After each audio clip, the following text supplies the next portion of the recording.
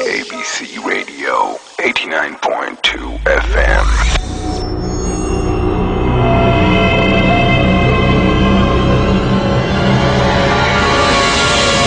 তার মানে ভয়।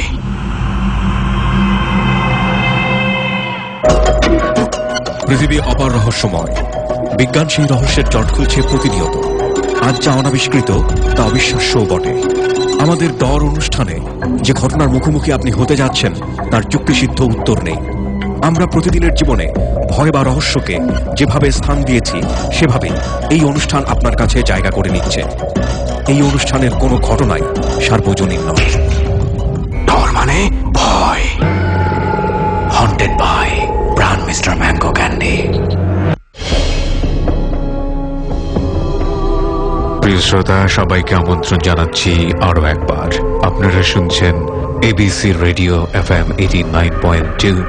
আমি আরজিকিউডিয়া এই মুহূর্তে আপনার সঙ্গে রয়েছি এবং ডর haunted by Pran Mister Mango candy. প্রিয় শ্রোতা, যদি আপনারা এই অনুষ্ঠানে অংশগ্রহণ করতে চান আমাদেরকে ফোন করবেন। আমাদের ফোন নাম্বারটি হচ্ছে 09613892 আমি আবারও বলছি 09613892 শুরুতেই আমরা আপনাদেরকে কিছু স্টোরি সাথ দিতে চাই। আশা করছি পুরো অনুষ্ঠানে পুরোটা সময় জুড়ে আমাদের সঙ্গে থাকবেন। আমরা কথা না বাড়িয়ে প্রথমেই সুমন এবং লোবানের অন দ্য স্পটে যাওয়ার কিছুটা সাউন্ড বাইট আপনাদেরকে শোনাচ্ছি, তারপর মূল গল্পে প্রবেশ করব।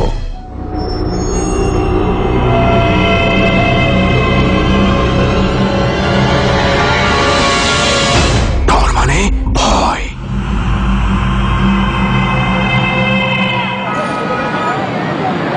ওকে লোবান, তৈরি তো? তৈরি। কিসের জন্য? এই যে বনানী যাওয়ার কথা না আজকে আমাদের? হ্যাঁ। বনানীতেই তো, চলো। আরে না, বনানী তো যাবোই, তার আগে আরেকটা জিনিস আছে। সেটা হচ্ছে আজকে তোমার আমি ভরপেট খাওয়াবো। আজকে না চাইতেই মানে আমাদের জার্নি করা লাগতেছে। আজকে আসলে আমরা মানে একটু বলে নেই, যেটা হচ্ছে যে আজকে বনানী যেতে আমাদের খুব বেশি সময় লাগবে না, কিন্তু আমি আর লোবান আজকে বনানী যাওয়ার আগে খেতে খেতে মানে একদম ওভারলোডেড হয়ে তারপর হন্টেড প্লেসে যাবো। কারণ হচ্ছে আজকে আমার আর লোবানের হচ্ছে আমরা হন্টেড প্লেসে যাওয়ার আজকে শেষ জার্নি। আমি আর লোবান এইভাবে হয়তো রিস্ক নিয়ে আর হন্টেড প্লেসে যাব না, সেটা অন্যভাবে হবে, একটু ভিন্ন প্যাটার্নে হবে। তাই আমি আর লোবান চিন্তা করেছি যে আজকে যাওয়ার পথে যেখানেই কোনো রেস্টুরেন্ট দেখবো বা কি দেখবো, লোবান যেটাই পছন্দ করবে ওটাতেই খাবো এবং বিলটা আমিই দেবো। মাঝে দরকার পড়লে লোবানের পকেট থেকে মানি ব্যাগটা নিয়ে নিবো, সেটা অন্য বিষয়। যেটা করে থাকো তুমি মাঝে মাঝে। আচ্ছা যে কোটা নাই বললাম। ওকে, তাহলে আমরা স্টার্ট করি। হ্যাঁ চলো, উঠি। কোন দিক দিয়ে যাবো? মহাখালী দিয়ে চলে যাবো। আর ঠিক আছে, ওইদিকে যাওয়ার সময় একটা খাওয়ার দোকান আছে। ওকে। কারওয়ান বাজার থেকে অফিসের গাড়িতে করে আমরা রওনা দেই বনানীর উদ্দেশ্যে।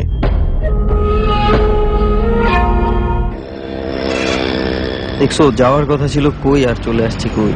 আসলে মাঝ রাস্তায় একটু সবাই কনফিউজ হয়ে যাবে, একটু বলে দিই। মাঝ রাস্তায় আমার আর লোবানের ডিসিশন চেঞ্জ হয়ে গেছে। আমরা বনানীতে যাব, কিন্তু আমরা একটু অন্য রাস্তায়, মহাখালী না হয়ে আমরা যাচ্ছি এই মুহূর্তে গুলশানে আছি। এবং গুলশানে খুব একটা নামকরা একটা রেস্টুরেন্ট আছে, সেখানে আমাদের খাওয়ার ইচ্ছে হয়েছে, তাই নেমে আমরা দুজন ভরপুর খেয়ে নিয়েছি। জার্নিগুলো কিন্তু অনেক মিস করবো।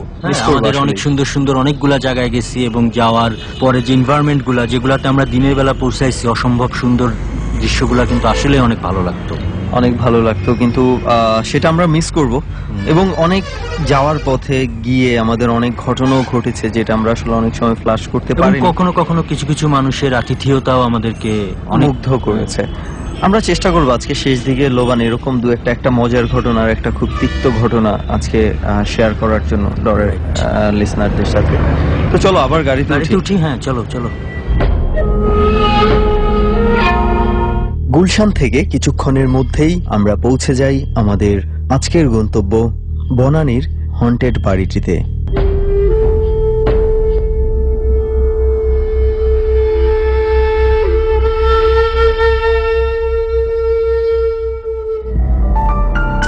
যাই হোক, অনেক ঘোরাঘুরির পর, অনেক খাওয়া দাওয়ার পর এবং বেশ মজা করে এই জার্নিটা আজকে হলো এবং অবশেষে আমরা পৌঁছে গেছি বনানীর হন্টেড বাড়িটিতে।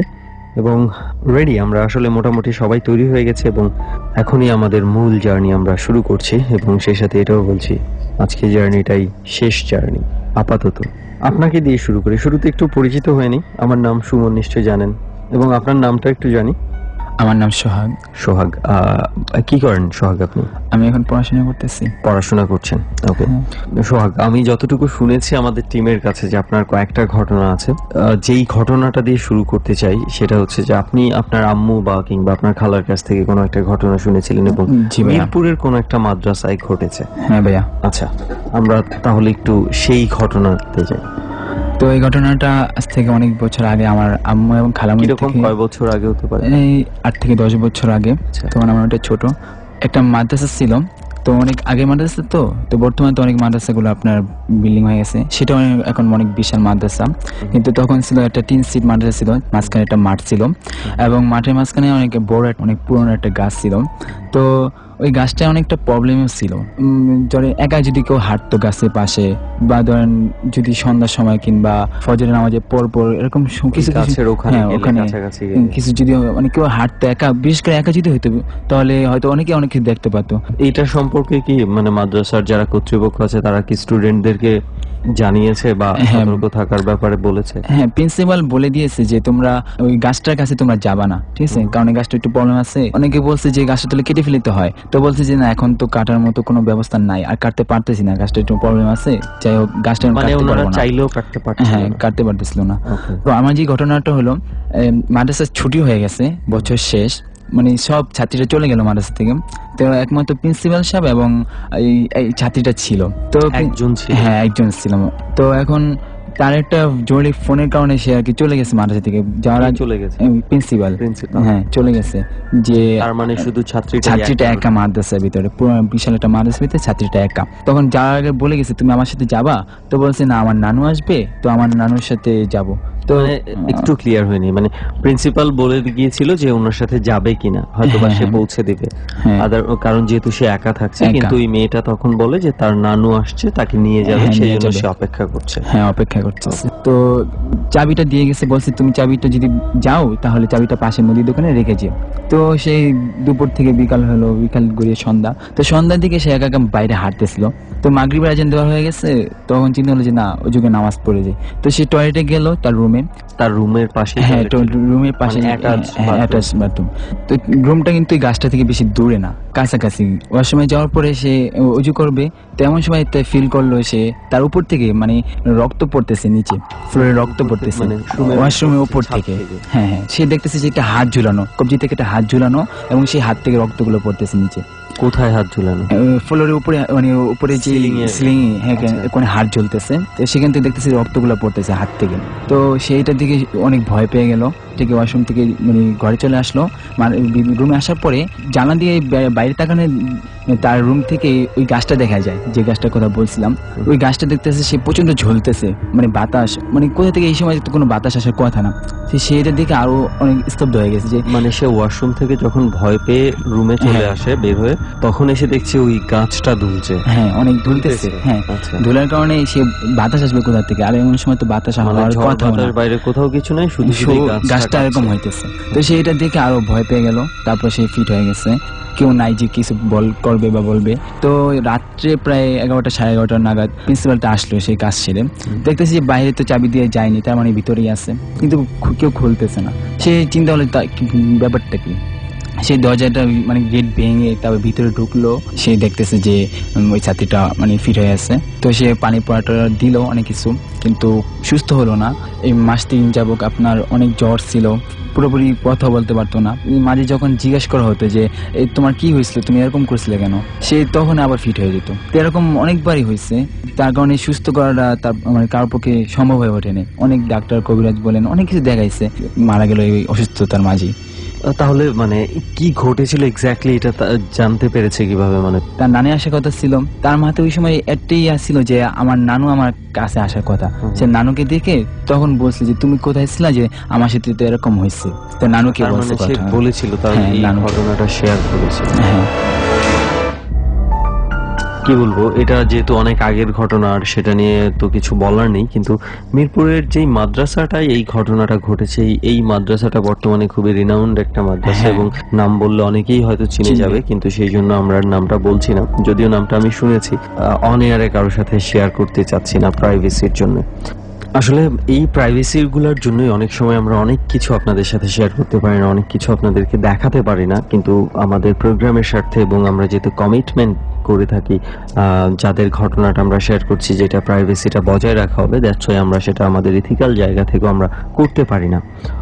আমি কিছুদিন আগের একটা ঘটনা বলি। আমি আমার গ্রামের বাড়ি যখন গিয়েছিলাম এবার ঈদের ছুটিতে, তখন যেটা হচ্ছে আমি একটা খবর পেয়েছি, কুমিল্লার হোমনা এলাকায় একটা বাড়ির সন্ধান পেয়েছি। বাড়িটা প্রায় 5 তলা একটা বিল্ডিং এবং 5 তলার মধ্যে একটা রুম আছে, যেই রুমটাতে একটা প্রবলেম হয়ে থাকে এবং আমরা যোগাযোগ করার চেষ্টা করেছিলাম এবং চেয়েছিলাম যে ভেতরের ফুটেজ নেওয়ার জন্য, ভিডিওটা নেওয়ার জন্য, কিন্তু আসলে এই যে প্রাইভেসি, সেই জন্য ওনারা আসলে রাজি হয়নি। কিন্তু ঘটনাটা শেয়ার করেছে আমার সাথে। সোহাগের কাছে যেই ঘটনাটা শুনলাম এটার সাথে কিছুটা সিমিলার, কিছুটা মিল রয়েছে ওই ঘটনাটা। ঘটনাটা হয়েছে এমন, মানে ক্ষেতের মতো ছিল, এটা পরে বালি দিয়ে ভরা হয় এবং রাস্তার পাশেই 5 তলা একটা বিল্ডিং তৈরি করা হয়। তো বিল্ডিংটা তৈরি করার পরও কিছুদিন পর্যন্ত ফাঁকা ছিল বিল্ডিংটা, এরপরে আসলে ভাড়া দেওয়া শুরু করা হয় এবং বিল্ডিং এর সবগুলো রুম ভাড়া হয়ে যাওয়ার পরেও একটা রুম অনেকদিন ফাঁকা ছিল, প্রায় 5-6 মাসের মতো ফাঁকা ছিল। সেটা হচ্ছে 5 তলার একটা ফ্ল্যাট। তো অবশেষে যাই হোক, এই 5 তলার ফ্ল্যাটটা তো ভাড়াটিয়া পাওয়া যায়।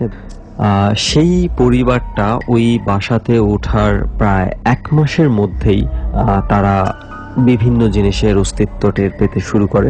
তারা হঠাৎ এক সময় আবিষ্কার করে যে মাগরিবের নামাজের পর ওই ঠিক সন্ধ্যার সময়টার দিকে রুমে, 5 তলা ফ্ল্যাটটার দক্ষিণ দিকে একটা রুম আছে, সেই রুমের সাথে জানালাও আছে 2টা এবং একটা বারান্দা আছে।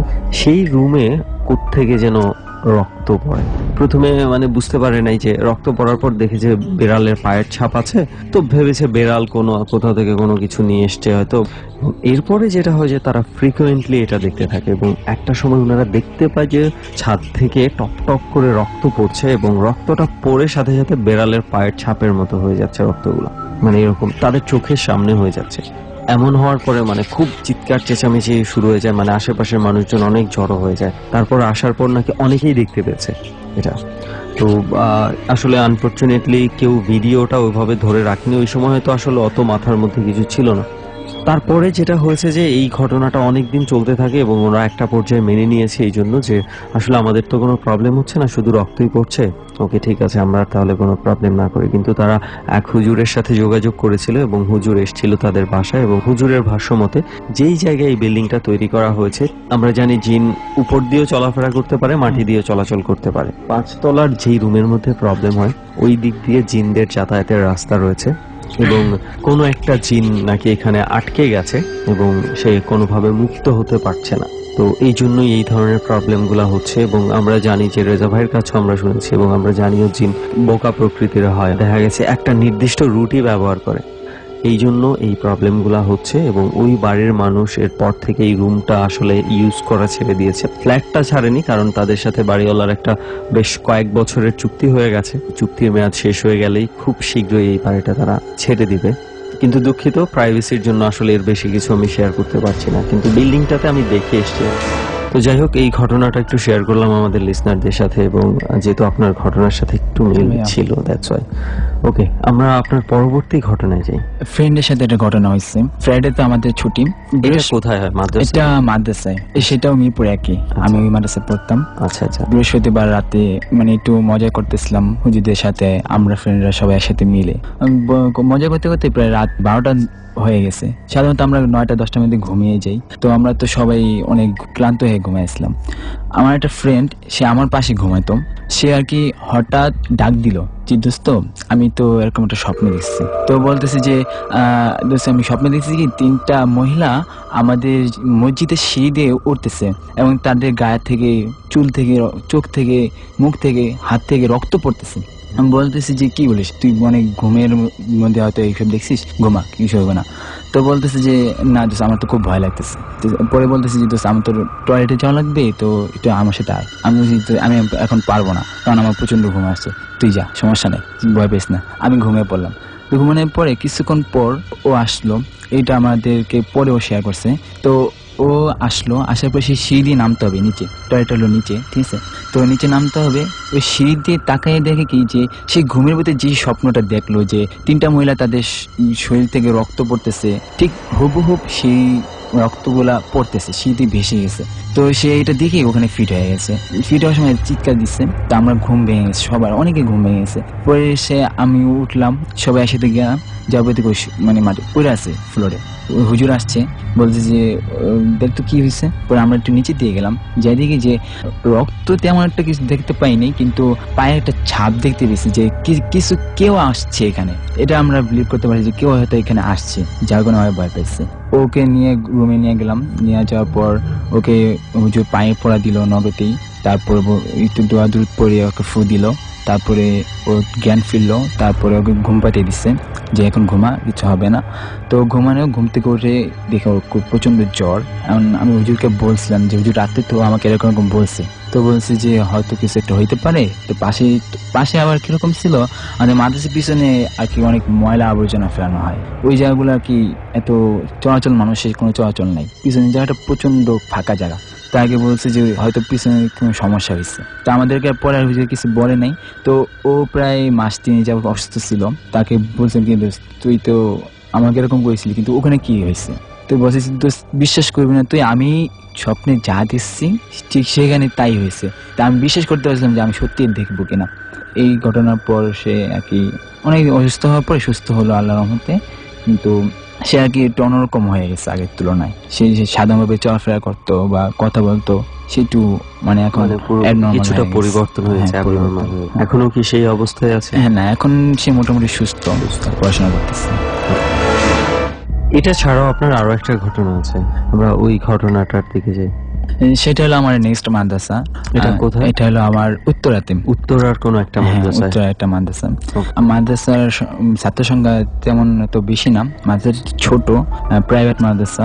তো মাদ্রাসা হলো নিচতলা দোতলা পর্যন্ত মাদ্রাসা এবং 7তলা বিল্ডিং, 3rd ফ্লোর থেকে ফ্ল্যাট, মানে মানুষ ভাড়া থাকে। যখন সমস্যাটা হইতেছিল, তো প্রায় আমি ওই মাদ্রাসায় যাওয়ার প্রায় মাস 3 যাবত পর আমরা অনেকে খেয়াল করতাম যে আমরা ক্লাস করতেছি, তারপরে নামাজ পড়তে সেই সময় সমস্যা হইতো। তার আগে বলি যে আমরা যখন ক্লাস করতাম, আমাদের একটা নিয়ম ছিল যে ক্লাসের টাইমে কেউ টয়লেটে যেতে পারবো না, ক্লাসের টাইমে কেউ উঠতে পারবো না, কথা বলতে পারবো না, এরকম একটু নিয়ম ছিল।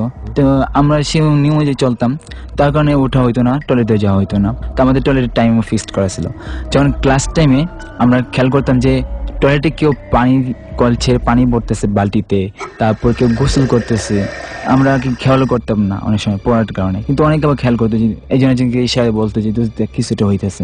আমরা হুজুরকে এটা জানাইছি, কিন্তু হুজুর তেমন একটা পাত্তা দেয়নি, কারণ বলছে যে হয়তো কেউ না কেউ দুষ্টামি করে। তো হুজুরকে এমন কিছু বলে নাই। কিন্তু এক পর্যায়ে যখন আমরা একদিন ঘুমিয়ে আসি, ওইটাও থার্সডে ছিল, তাহলে রাত করে ঘুমাইছি।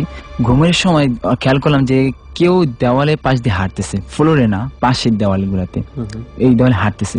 এই শব্দটা প্রচন্ড আকার হয়েছে, এমনকি উপরের ফ্লোর থেকে, যেমন আমরা তো দোতলায় থাকতাম, 3য় তলার থেকে কেউ পাটা পুঁতে দেখে যদি মানে বাটে, মশলা বাটে, সেই শব্দটা কিন্তু সাধারণত একটু জোরেই হয়। এই শব্দটা আমরা পাইতেছিলাম। তারপরে আবার কিছুক্ষণ পর শব্দটা পেয়েছি টয়লেটে কেউ পানি ইয়া করতেছে, তখন আমরা ওই সময় টয়লেটে গেছি যে কে হল। হ্যাঁ, আমরা গেছি, কিন্তু দেখলাম যে না, টয়লেটের বালতি আমাদের শুকনো আছে, কারণ আমরা সেই পানি ফ্রেনে কোনো চিহ্ন মাত্র নেই। তো আমরা প্রায় 3-4 জন আমরা উঠছি, ওঠার পরে তো বলতেছি একজনের বলতে চল 3 তলায় যায়। 3 তলায় যাওয়ার পরে দেখি যে কি হইতেছে, তারা কি আসলে কি কোনো মেহমান টেহমানের কারণে কি মশলা বাড়তেছে না কিছু একটা অন্য কিছু। আমার হুজুরকে ফোন দিলাম যে হুজুর এরকম আমাদের ওরকম সমস্যা হইতেছে, তো আপনি মাদ্রাসা আসেন। সে বাসায় থাকতো। তো মাদ্রাসা আসার পর বলছে কি যাও তোমার সিকিউরিটি ডাক দাও। তো ডাক দিলাম, সে আসলো। আসার পরে তাকে বললো যাও ওদের সাথে তোমরা প্রত্যেকটা ফ্ল্যাটে চেক করে যে কাদের বাসায়। তার আগে একটা ঘটনা বলি যে আমরা তার আগ দিয়ে 3য় তলায় গেলাম, 4 জন আমরা ফ্রেন্ড, 4 জন যাওয়ার পরে ডাক দিলাম যে হ্যালো আঙ্কেল, এই যে আপনার বাসায় কি কোনো বাটা বুদ্ধি কিছু বাটা হইতেছে? তো সে বলতেছে কই আমাদের কিছু হইতেছে না। কেন না বলতেছি না আঙ্কেল আমরা তো ঘুমিয়েছিলাম কিন্তু অনেক ডিস্টার্বের কারণে ঘুম ভেঙে গেছে, এরকম অনেক শব্দ পাইতেছি, পাটা বুদ্ধি বাড়তেছে, হাতুড়ি দিয়ে পিড়িতেছে এরকম। তো বলছে কি বলো কি তুমি, আমরাও তো এই শব্দটা পেতেছি। তো আঙ্কেলকে আর কিছু বলি নাই, না বলে আমরা নিচে চলে আসলাম। আসার পর হুজুরকে ফোন দিলাম, হুজুর আসলো। আসার পরে সিকিউরিটি ডাক দেওয়ার পর তার সাথে গেলাম। হুজুর বলছে যে প্রত্যেকটা ফ্ল্যাটে চেক করবো যে কোন কোন ফ্ল্যাটে এরকম শব্দ হইতেছে। তো আমরা প্রত্যেক ফ্ল্যাটে চেক করতে করতে আপনার 7 তলা পর্যন্ত প্রত্যেকটা ফ্ল্যাটে চেক করছি। সবাই বলছেন না আমরাও শুনি, কেউ বলছে যে এখন শুনতে পাইতেছি না, কেউ বলছে না আমরাও শুনছি, এর আগেও শুনছি। তো এক পর্যায়ে খেয়াল করলাম যে ছাদের যে টাঙ্কিটা যেখানে পানি রাখা হয় ওই টাঙ্কিতে শব্দটা আসতেছে, ওখানেও শব্দটা হইতেছে, হ্যাঁ হচ্ছে। তো আমরা চিন্তা করলাম যে না এখানে যদি থাকি তাহলে হয়তো কোনো সমস্যা হতে পারে, আমরা না থাকাটাই ভালো। তো নিচে চলে গেলাম, হুজুরকে বললাম হুজুর এরকম হইতেছে। তো বললো যে আচ্ছা ঠিক আছে আমি দেখতেছি, তোরা যা। ইয়াকে আমি হুজুর অফিসে ছিলাম, তো হুজুর ফোন দিল ইয়াকে। ইসলাম মাঠে একটা হুজুর আছে, জিন হুজুর নামে সবাই পরিচিত, সবাইকে অনেকে চিনে। তো ওই হুজুরকে ফোন দিল, ফোন দেওয়ার পরে ওনাকে বললো যে হুজুর আমার তো মাদ্রাসায় এরকম সমস্যা হইতেছে। তো হুজুর কিছু বলেনি, শুধু বলছে যে তুমি নতুন মাদ্রাসা খুলছো, তো হয়তো তোমার মাদ্রাসায় অনেকে একটু ডিস্টার্ব করতেছে, সমস্যা নেই, তুমি একটু কেঁচো মাটি আর পানি নিয়ে আসো। তো কেঁচো মাটি আর পানি আসছে। তো ওই হুজুর আর কি ওইদিকে ঢাকায় ছিল না, তার কারণে সে সামনাসামনি হইতে পারেনি, কিন্তু ফোনে সে পানি পড়ে এবং ইয়া দিচ্ছে, আপনার কেঁচো মাটি পড়া দিচ্ছে। তো আমার হুজুর বললো যে আচ্ছা সোহাগ তুই নিচে থেকে মাটি নিয়ে আস আর পানি নিয়ে আস। তো আমরা বালতি ভরে পানি নিয়ে আসছি এবং মাটি নিয়ে আসছি। এই মাটিগুলো পড়া মাটি এসে মিক্স করে আপনার বাড়ির চারপাশে দিল এবং পানি পড়াগুলো প্রত্যেকটা ডলে ছিটিয়ে দিচ্ছে। এরপর থেকে শব্দ হয়তো শুনতে পাইনি, কিন্তু অনেক রকম বলতো যে দোষ কিরকম হইতেছে, কিন্তু অনেক মাঝে মাঝে এরকম হইতো যে কিছু আসলে শুনতে পাইতেছে। এই ছিল আমার ঘটনাটা। তো সেই মাদ্রাসাতে কি এখনো আপনি আছেন? না আমি এখন আমাদের গ্রামে চলে আসছি। আচ্ছা আপনি কি জানেন যে সেই মাদ্রাসার কি অবস্থা বর্তমান? যেহেতু প্রাইভেট মাদ্রাসা ছিল, তো মাদ্রাসার কন্ট্রাক্ট ছিল 6 বছর, তো 6 বছর শেষ, এই বছর আর কি আপনার আবার মাদ্রাসা চেঞ্জ করছে। আচ্ছা মানে তারা ওই বিল্ডিংটা চেঞ্জ করে অন্য জায়গায় শিফট হয়ে গেছে। হ্যাঁ ওকে, সো আপনার কাছে আসলে লেটেস্ট নিউজটা নাই যে এখন কোনো ধরনের কোনো প্রবলেম আছে কিনা। যাই হোক, অনেক ধন্যবাদ যে আমাদের সাথে জার্নিতে এসে আপনার ঘটনা শেয়ার করার জন্য। আপনাকে ধন্যবাদ আমাকে দেখার জন্য। অনেকদিন ইচ্ছা ছিল যে কোনো রেডিও প্রোগ্রামে আসবো, তো আপনাকে অনেক ধন্যবাদ। আমার জন্য দোয়া করবেন। যে অবশ্যই দোয়া করি, কিন্তু আমরা সেই সাথে দোয়া করি এই ধরনের ঘটনা যেন আপনার সাথে না ঘটে। জি ভাইয়া, এটা আমি প্রচন্ড ভয় পাই। ডর মানে ভয়। Haunted by Pran Mister Mango candy. 4 মিনিটের ছোট্ট একটা বিরতির সময় হয়ে গেল। আপনারা শুনছেন Dor haunted by Pran Mister Mango candy. প্রিয় শ্রোতা, 4 মিনিট পর আমরা আবারও ফিরব। 4 মিনিট পর আরো একবার স্বাগত। শুনছেন Dor haunted by Pran Mister Mango Candy. আমি RJ Kibria with my team Suman, Loban এবং রেজা ভাই ঠিক রাত 12টায় যোগ দেবেন। প্রিয় শ্রোতা, এই অনুষ্ঠানটি চলাকালীন সময়ে আপনি একটি নীরব জায়গায় বাস করুন এবং আপনার ঘরের মধ্যে অবস্থান হলে জানালাটা হালকা করে খোলা রাখুন, বাতিটি নিভিয়ে দিন, রেডিওর ক্রিস্টাল ক্লিয়ার সাউন্ড নিশ্চিন্ত করুন। এরপর শুনতে থাকুন ডর। দেখুন সত্যি সত্যি ব্যাপারটি এটি কিনা যেটা আমরা বলি ডর মানে ভয়। ডর।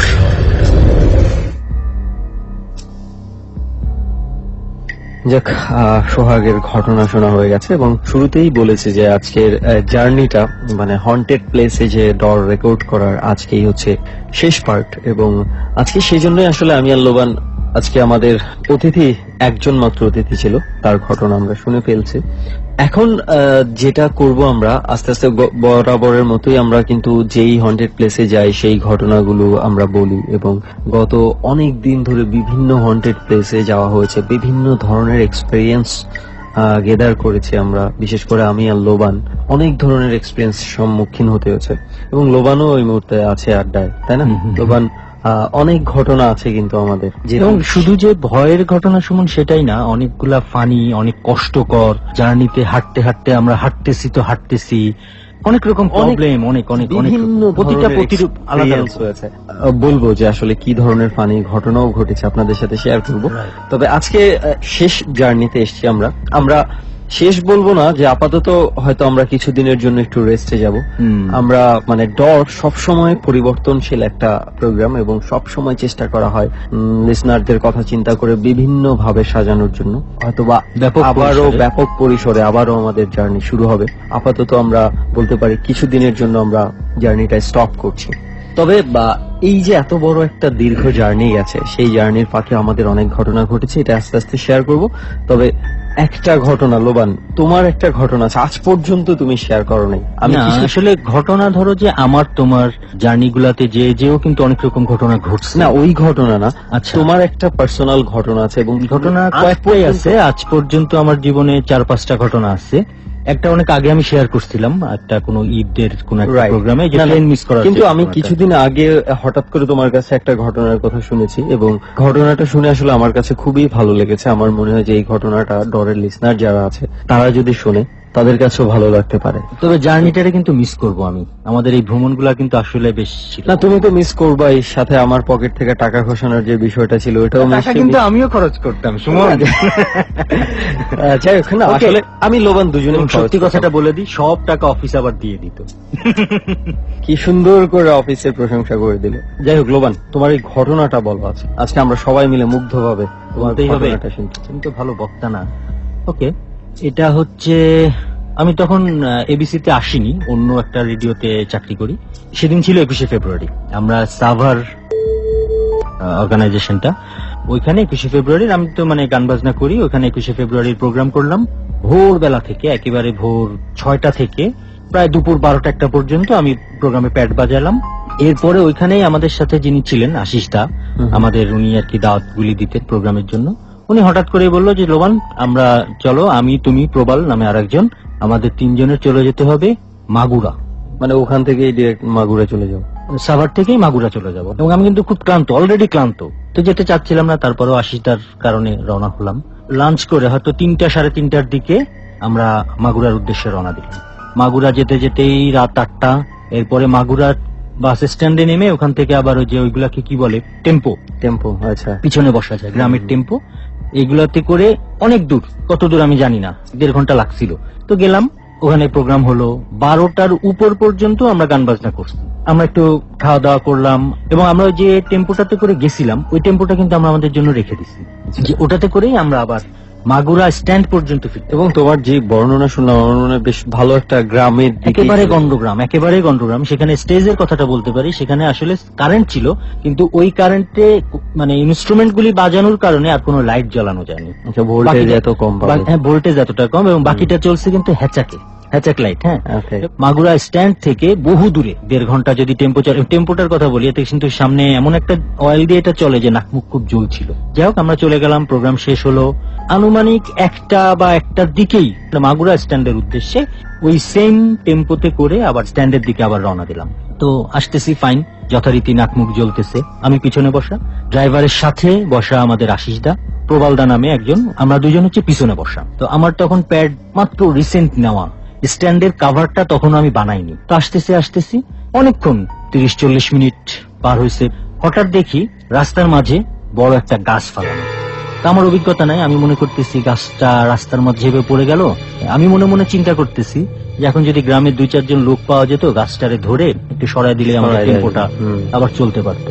এটা চিন্তা করতেছি, হঠাৎ পিছন থেকে একটা লাইট জ্বলে উঠলো। তার ঠিক 2-3 সেকেন্ড পরে তার পিছন থেকে আরেকটা লাইট, এবং তারও 1-2 সেকেন্ড পরে তার পিছন থেকে আরেকটা লাইট, টর্চ লাইট। আচ্ছা, হ্যাঁ, আমি মনে মনে খুশি হয়ে গেলাম, যাক, মানুষ পাওয়া গেছে।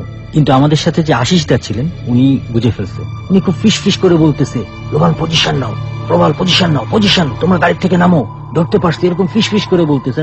এর মধ্যেই হয়েছে কি, যখন আমি বুঝতে পারছি যে সামথিং ইজ রং, আমাদের গাড়ি থেকে নামতে হবে, আমার স্ট্যান্ডের কিন্তু তখন ব্যাক ছিল না, স্ট্যান্ডটা আমি যখনই ধরছি, ওদের টর্চ লাইটে স্ট্যান্ডটা চকচক করে উঠছে। এবং আমার ধারণা ডাকাতরা মনে করছে আমরা র্যাব, কারণ আমরা সবাই 21শে ফেব্রুয়ারি, তো আমরা সবাই কালো পোশাকই পরা ছিলাম, কালো জুতা, কালো শার্ট, কালো প্যান্ট, এবং আমরা তিনজনই কালো পোশাকে, একদম কালো পোশাকে। ডাকাতরা, ওগুলো ডাকাত পড়েছিল, ডাকাত পড়ছে, টর্চ লাইট ধরেছিল, ওরা ইচ্ছা করে ফেলে এটা প্রতিবন্ধকতা তৈরি করছিল। যাই হোক, এর মধ্যে সবকিছু মিলায় হয়তো 30-40 সেকেন্ড আমি বুঝে গেছি যে আমি কোন একটা বিপদে পড়ছি, এবং আমরা বিপদে পড়ছি। আমরাও গাড়ি থেকে স্ট্যান্ডে নিয়ে, আমার তখন আর কিছু মাথায় কাজ করতেছে না, আমার নতুন প্যাড, আমার টার্গেট হচ্ছে প্যাড বাঁচানো।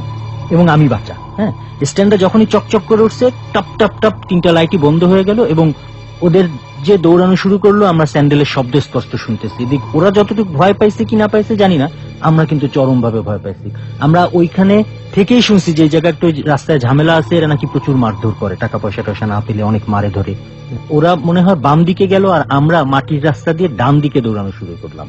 রাস্তাঘাট কিছু টেম্পো সব ফেলে টেম্পো ফেলায়, ড্রাইভারের কোনো খোঁজ খবর জানি না। আমরা শুধু প্যাকটা আমি ঘাড়ে উঠাইছি কোন রকম, হাতে স্ট্যান্ড, মাটির রাস্তা দিয়ে দৌড়াচ্ছি। আসলে আমাদের তো দৌড়ানোর অভ্যাস কম, অল্প একটু দৌড়াই কিন্তু ক্লান্ত হয়ে গেছে।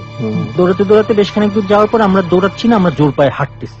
রাস্তা কিন্তু অনেক কাদার কারণে আমার মাটির দিকে তাকাই আমরা সবাই হাঁটতেছি। আর একটা হাঁটাটাও একটু দৌড়ানো টাইপ, দৌড়ানো ফাস্ট। তো যাইতে যাইতে একটা জায়গায় আমি দেখলাম যে একটা বেড়া মতন আছে।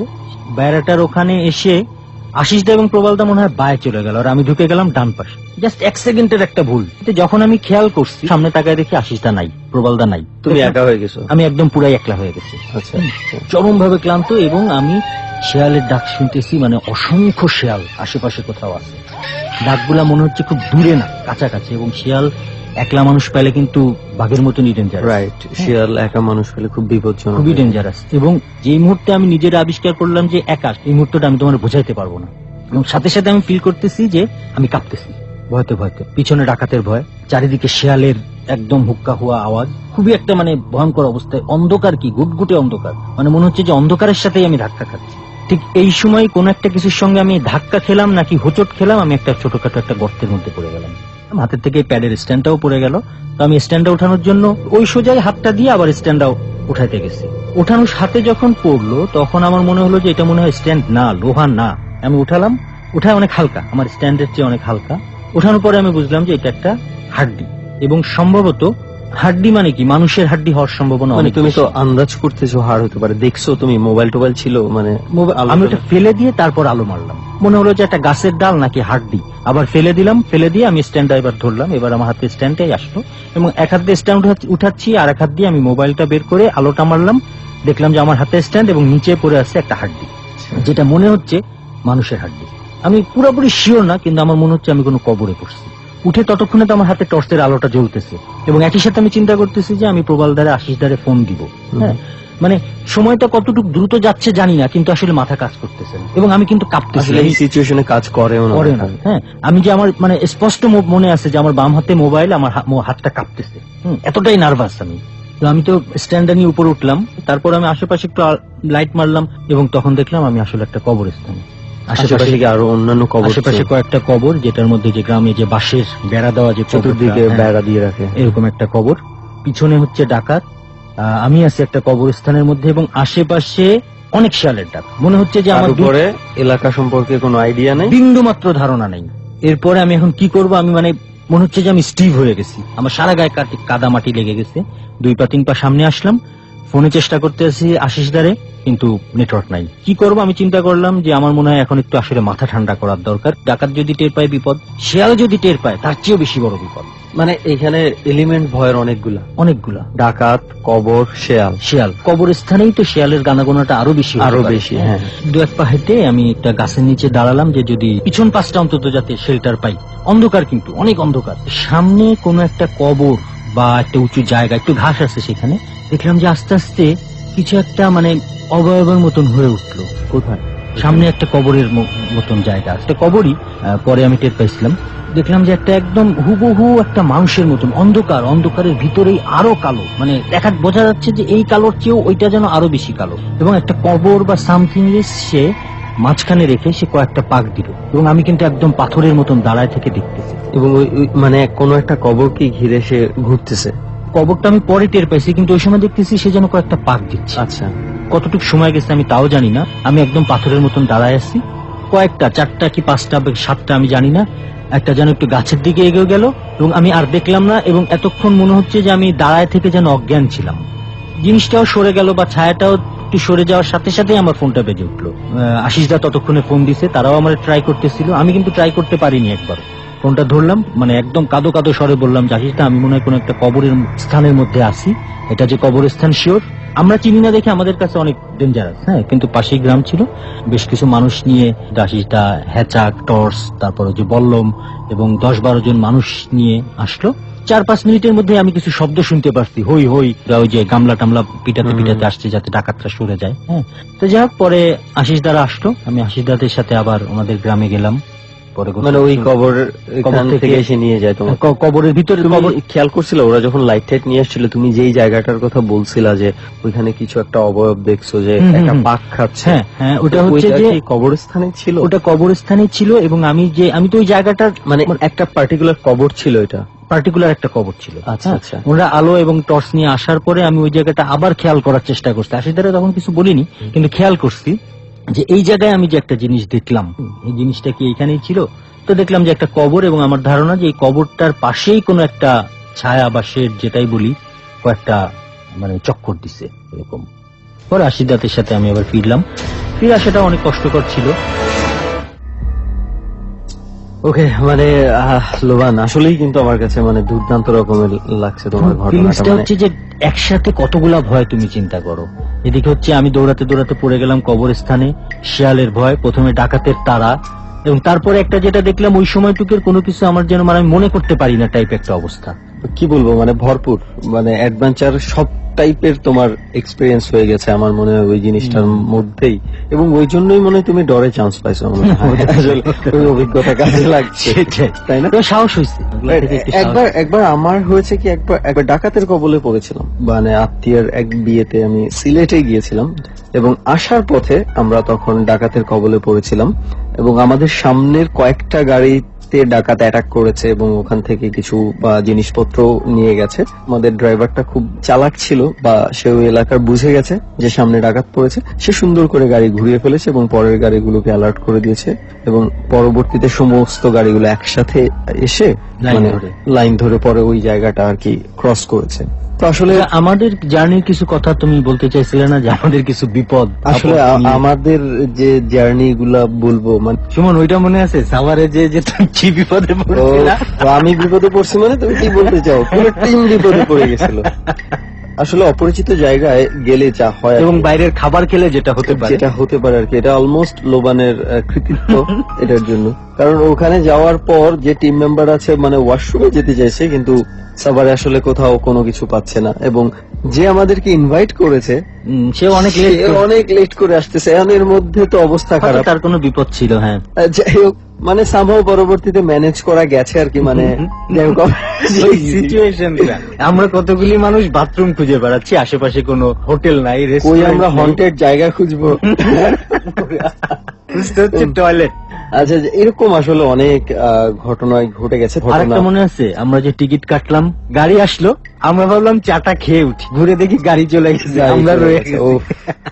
সেই ঘটনা নাই বললাম। তবে একটা একটু ভয়ের একটা ঘটনা বলি, যেটা হচ্ছে লোবান, আমরা কিছুদিন আগে রামপুরার এদিকে একটা বাড়িতে গিয়েছিলাম, লোবান মনে আছে সেই বাড়িটার কথা? মানে ওইখান থেকে আসার পর আমি আর লোবান মানে লিটারালি এমন ভয় পেয়েছিলাম, মানে 2 দিন ঠিক মতো ঘুমাতে পারিনি। মানে কি যেন একটা ওইখান থেকে আসার পর থেকে মনে হয় যে একটা ফিলিংস, আমাদেরকে মনে হয় কোনো কিছু ওখান থেকে চলে আসছে আমাদের সাথে, আমাদেরকে ফলো করছে। মানে অনেক ধরনের ভয়ের এক্সপেরিয়েন্স হয়েছে, কিন্তু এই ধরনের ভয় আমরা কমই পেয়েছি। তবে ভয়ের সাথে সাথে আবার আমরা অনেক জায়গায় অনেক আতিথেয়তাও পেয়েছি কিন্তু লোবান, মজা করতে পারছি অনেক রকম। আমাদের মনে আছে যে একবার আমরা বসুন্ধরা আবাসিকে গিয়েছিলাম, ওই যে লাজু আপা, হ্যাঁ খুব লিজা বা ওনার নামটা আমি ভুলে গেছি, সরি আপনি যদি শোনেন আপু, আমরা সরি। আসলে আপুর একটা কথা আমি একটু বলতে চাই, সেটা হচ্ছে আমরা তো অনেক জায়গায় যাই, অনেক রকম খাবার দাবার খাওয়ায়, অনেক মানুষ অনেক আতিথেয়তা করে আমাদের সাথে, কিন্তু লাইজু আপু হচ্ছে আমার বেবির কথা শুনে আমাদের জন্য অনেক রকম খাবার দিয়ে দিছি, যেটা আমার এখনো মনে পড়ে। যেটা রাইট, মানে আসলে আমরা যখন গেলাম, আমি লোবান আর মানে আমরা আসলে ওই দিন আমরা খুব বেশি ছিলাম না, সংখ্যায় মাত্র 3-4 জন হয়তো বা গিয়েছিলাম। তো ওনারা আমাদের জন্য সেই রাত সন্ধ্যার পর থেকে অপেক্ষা করছে, সম্ভবত 20-22 জনের খাবার উনি রেডি করেছিলেন। পরে আমরা তো যে দেখি মানে ওনার দেখি যে মন খারাপ হয়ে গেছে, যে বলছে যে ভাইয়া আমরা ভেবেছিলাম আপনারা পুরো টিম নিয়ে আসবেন, আপনারা মাত্র কয়েকজন আসছেন, আমরা তো আপনাদের জন্য অনেক রান্না বান্না করে রেখেছি। এবং দেখলাম সত্যি পুরো ডাইনিং টেবিল ভর্তি খাবার, এবং কি বলবো যে আমরা একসময় খেয়ে মানে ক্লান্ত হয়ে গেছি এই অবস্থা। তারপরে মানে এত ওনাদের আতিথেয়তা মানে আসলেই খুবই ভালো লেগেছে আরো আমাদের। কয়েকটা আতিথ্যতার কথা বলা যেতে পারে। আমরা যেমন নিকুঞ্জে আমরা যেটা গেলাম, খুবই বাসার মালিক নেই, তারা অনেক রিচ, থাকে কয়েকজন মাত্র কেয়ারটেকার, ওনারাই থাকেন, কিন্তু এই কেয়ারটেকাররাই আমাদের জন্য কত কিছু আয়োজন করলো। এই মানুষগুলারেও আসলে ধন্যবাদ দিয়ে মানে শেষ হবে না, আসলে শেষ হবে না ধন্যবাদ দিয়ে। এবং ডরের আসলে আমাদের আমি, লোবান বা শুরুতে রেহান ছিল, আমরা তারপরে শান্ত যোগ দিয়েছিল আমাদের সাথে যতগুলা জার্নিতে গিয়েছে। এবং আমার জার্নিটা আসলে ডরের সেই শুরু থেকে এবং প্রথম দিন থেকে আমি আর লোবান ব্যাকএন্ডে ছিলাম, আমি ব্যাকএন্ডে লোবান ছিল এবং যদিও আমি আর রেহান ঘুরে বেড়াতাম, ওইটা এক ধরনের ছিল। এবং মানে লোবানও তখন ছিল, কিন্তু লোবান একটু সাইলেন্ট ছিল, তো পরবর্তীতে সরব হয়। তো যাই হোক, সেই শুরু থেকেই আজকে সেই 2014 সালে জার্নিটা শুরু হয়েছিল। তো এতদিন জার্নি চলতে চলতে একটা পর্যায়ে আমরা একটু আবার ব্রেক নিচ্ছি। এরপরে আমরা আরো বলেছি যেটা, যে আরো হয়তো বা আরো বিস্তৃত পরিসরে আবার আমাদের যাত্রা শুরু হবে। আপাতত আমরা একটা ব্রেকে যাচ্ছি, মানে ব্রেক বলতে বোঝাচ্ছি যে আমরা জার্নির একটা ব্রেকে যাচ্ছি। লোবান, কথায় কথায় তো অনেক দূর হয়ে গেল। আমরা কিন্তু এই বনানীতে কেন নিয়ে আসলাম, বনানীতে যে কেন আসলাম সেই ঘটনাটা কিন্তু বলা হয়নি। আসলে বনানীতে আসার কারণ হচ্ছে আমরা যেই বাসাটাতে আছি খুবই সম্ভ্রান্ত একটা বাসা, এবং এখানেও আজকে আমরা যথেষ্ট আতিথেয়তা পেয়েছি। আর এই বাসাটার যেই ঘটনা হয়েছে, একটা দুঃখের ঘটনাও ঘটেছে। এই বাসাটাতে মাস 2 আগে একটা দুর্ঘটনা ঘটেছে, একজন মারা গেছে বাসাটাতে, এবং সেই মৃত্যুটা এই বাসার মানুষজনের কাছে এটা কি বলে যে অস্বাভাবিক রকমের হয় না, যে আসলে কি বৃদ্ধ মানুষ ছিলেন? না, উনি বৃদ্ধ ছিল না, উনি মাঝ বয়স্ক ছিল। এবং এটা এই ঘটনা ঘটার আগে একটা বাচ্চাও মারা যায় এই বাড়িতে, এবং দুটো ঘটনাই খুব প্যাথেটিক এবং স্বাভাবিক ছিল না আর কি। তো এমনও হয়েছে পরবর্তীতে তারা এই বাড়ির বিভিন্ন জায়গা থেকে তাবিজ কবজ এগুলো উদ্ধার করেছে, এবং শেষ পর্যন্ত ওনারা নাকি আমাদের সাথে অনেক আগে থেকেই যোগাযোগ করার চেষ্টা করেছে, অনেক দিন ধরে রিচ করার চেষ্টা করেছে, রিচ করতে পারেনি। ফাইনালি যখন হয়েছে আসলে অনেক দেরি হয়ে গেছে। তো যাই হোক, আজকে এই বাসাটাকে আসার উদ্দেশ্য হচ্ছে এইটাই, যে আসলে আমরা দেখতে চেয়েছিলাম, যে আমরা এই জন্য আসছি যে আসলে কি রয়েছে এই বাসার মধ্যে, কোনো ধরনের কোনো কিছুর অস্তিত্ব আছে কিনা। যদিও তাদের কাছে এটার এখন ম্যাটার করে না, কারণ এই বাসার ম্যাক্সিমাম বাসিন্দাই এখন এই বাসাটাতে থাকে না, কেউ বিদেশে চলে গেছে, আবার কেউ তারা নতুন ফ্ল্যাটে উঠে গেছে, এবং এই ফ্ল্যাটটা হয়তো কিছুদিনের মধ্যে রিনোভেশনের জন্য আবার দিয়ে দেওয়া হবে। তো এই রিনোভেশনের কাজ কিন্তু কিছুটা শুরুও হয়ে গেছে। এই কর্নারের দিকে তুমি তাকাইলে দেখো লোবান, ওখানে কিন্তু কাজ হচ্ছে, এবং এইটা তো একটা ঘটনা আছে, মানে আশ্চর্য রকমের একটা বিষয় ঘটেছে। যখন ওই যে কি বলে প্লাস্টার গুলা ভাঙছিল না ওখান থেকে, প্লাস্টার গুলা ভাঙার পরে তুমি জানো যে প্লাস্টারের ভেতরে তো ওরা মানে ব্লাড পেয়েছে, তরতাজা ব্লাড। এটা কি করে সম্ভব? যে দেয়ালটা দেখছো না অর্ধেক ভাঙা আছে, মানে প্লাস্টার গুলা উঠানো, এটা এই প্লাস্টারের বেশ খানিকটা অংশে যখন ওরা সিমেন্ট গুলা তোলে, ওই কয়েকটা ইট নাকি এরকম ছিল, একদম রক্তে লাল টকটকা ভেজা থাকলে যেরকম হয় এই ধরনের ছিল। আই ডোন্ট নো যে কেন, মানে কিভাবে এটা ঘটেছে। তারপরে যাই হোক, সেই ইট গুলা কিন্তু তুমি দেখো দেয়ালের মাঝে একটা গর্তের মতো হয়েছে, মানে 4-5টা ইট নাই ওখানে, বোঝা যায় একদম সুস্পষ্ট দেখা যাচ্ছে। তো ওইগুলা সরিয়ে ফেলেছে, এবং পরবর্তীতে এখানকার যে হুজুরকে তারা এনেছে, একজন হুজুরকে, এবং হুজুর এসে বিভিন্ন মানে পানি পড়াটা নাকি দিয়ে গেছে। তো এখন যেহেতু মানুষজন ওইভাবে থাকে না, কয়েকজন কেয়ারটেকার থাকে, এটা একটু দেখে রাখে রিনোভেশনের কাজ যেহেতু শুরু হয়ে গেছে। সো দেখা যাক পরবর্তীতে কোনো ধরনের কোনো কিছু হয় কিনা, হয়তো বা আসবো। আর আরেকটা বিষয় বলি, যে জার্নিটা এইভাবে শেষ হচ্ছে, আপনাদের সাথে কিন্তু আমি থাকছি, সেটা হচ্ছে হয়তো রেডিওতে কম যোগাযোগটা করবো, আপনাদের সাথে বেশিরভাগ যোগাযোগটা ফেসবুকে হবে। ফেসবুক লাইভে শুক্রবার দিন রাত 11:50 যে লাইভটা হয়ে থাকে, সেই লাইভে কিন্তু আমি রেজা ভাই বিভিন্ন হন্টেড প্লেস থেকে এতদিন অডিওর মাধ্যমে আপনাদের কাছে এসছি, এবার ভিডিওর মাধ্যমে থ্রু ফেসবুক আপনাদের কাছে আসবো। তো লোবান, সময় তো অনেক হয়ে গেছে, অনেক সময় হলো। আজকে শুধু একটা কথাই বলতে চাই, যে আজকের মতো এই জার্নিটা আমরা শেষ করছি। আপনাদেরকে স্টুডিওতে অপেক্ষা করছে রেজা ভাই এবং কিবরিয়া ভাই। শুধু এতটুকুই বলবো যে বরাবর যেটা বলে থাকি, সামনের বৃহস্পতিবার কোনো একটা হন্টেড প্লেস থেকে আবারও আপনাদের সাথে যোগ দিব। আজকে একটু ভিন্নই বলি, সামনের বৃহস্পতিবার থেকে একটা সার্টেন টাইম পর্যন্ত আপনাদের সাথে কোনো হন্টেড প্লেস থেকে আর যোগ দেওয়া হচ্ছে না, কোনো হন্টেড প্লেসও আর যাচ্ছি না, আর কোনো হন্টেড প্লেসে আপনাদেরকে নিয়েও যাচ্ছি না, রেডিওর মাধ্যমে অন্তত। তবে হ্যাঁ, এখন থেকে চেষ্টা করব শুক্রবার যে লাইভটা হয়ে থাকে 11:50-এ, লাইভে আপনাদেরকে বিভিন্ন হন্টেড প্লেসে নিয়ে যাওয়ার জন্য। সবাই অনেক ভালো থাকবেন এবং আশা করি যতদিন ডর থাকবে ততদিন ডরের সাথে থাকবেন। শুভরাত্রি। ডর মানে ভয়। Haunted by Pran Mister Mango candy. সুমনের জার্নি এখানেই শেষ হবে, কিন্তু সুমন আমাদের সঙ্গে আছে। 12টায় ডরের পুরো পরিবারকে নিয়ে আমরা যোগ দেব ট্যারট কার্ড স্পেশাল সেগমেন্টে। 5 মিনিটের বিরতি এবং স্পেশালি থ্যাঙ্কস সুমন ও লোবানকে আজকের এই দুটি ভৌতিক ঘটনা আমাদের সামনে হয়ে তুলে ধরবার জন্য।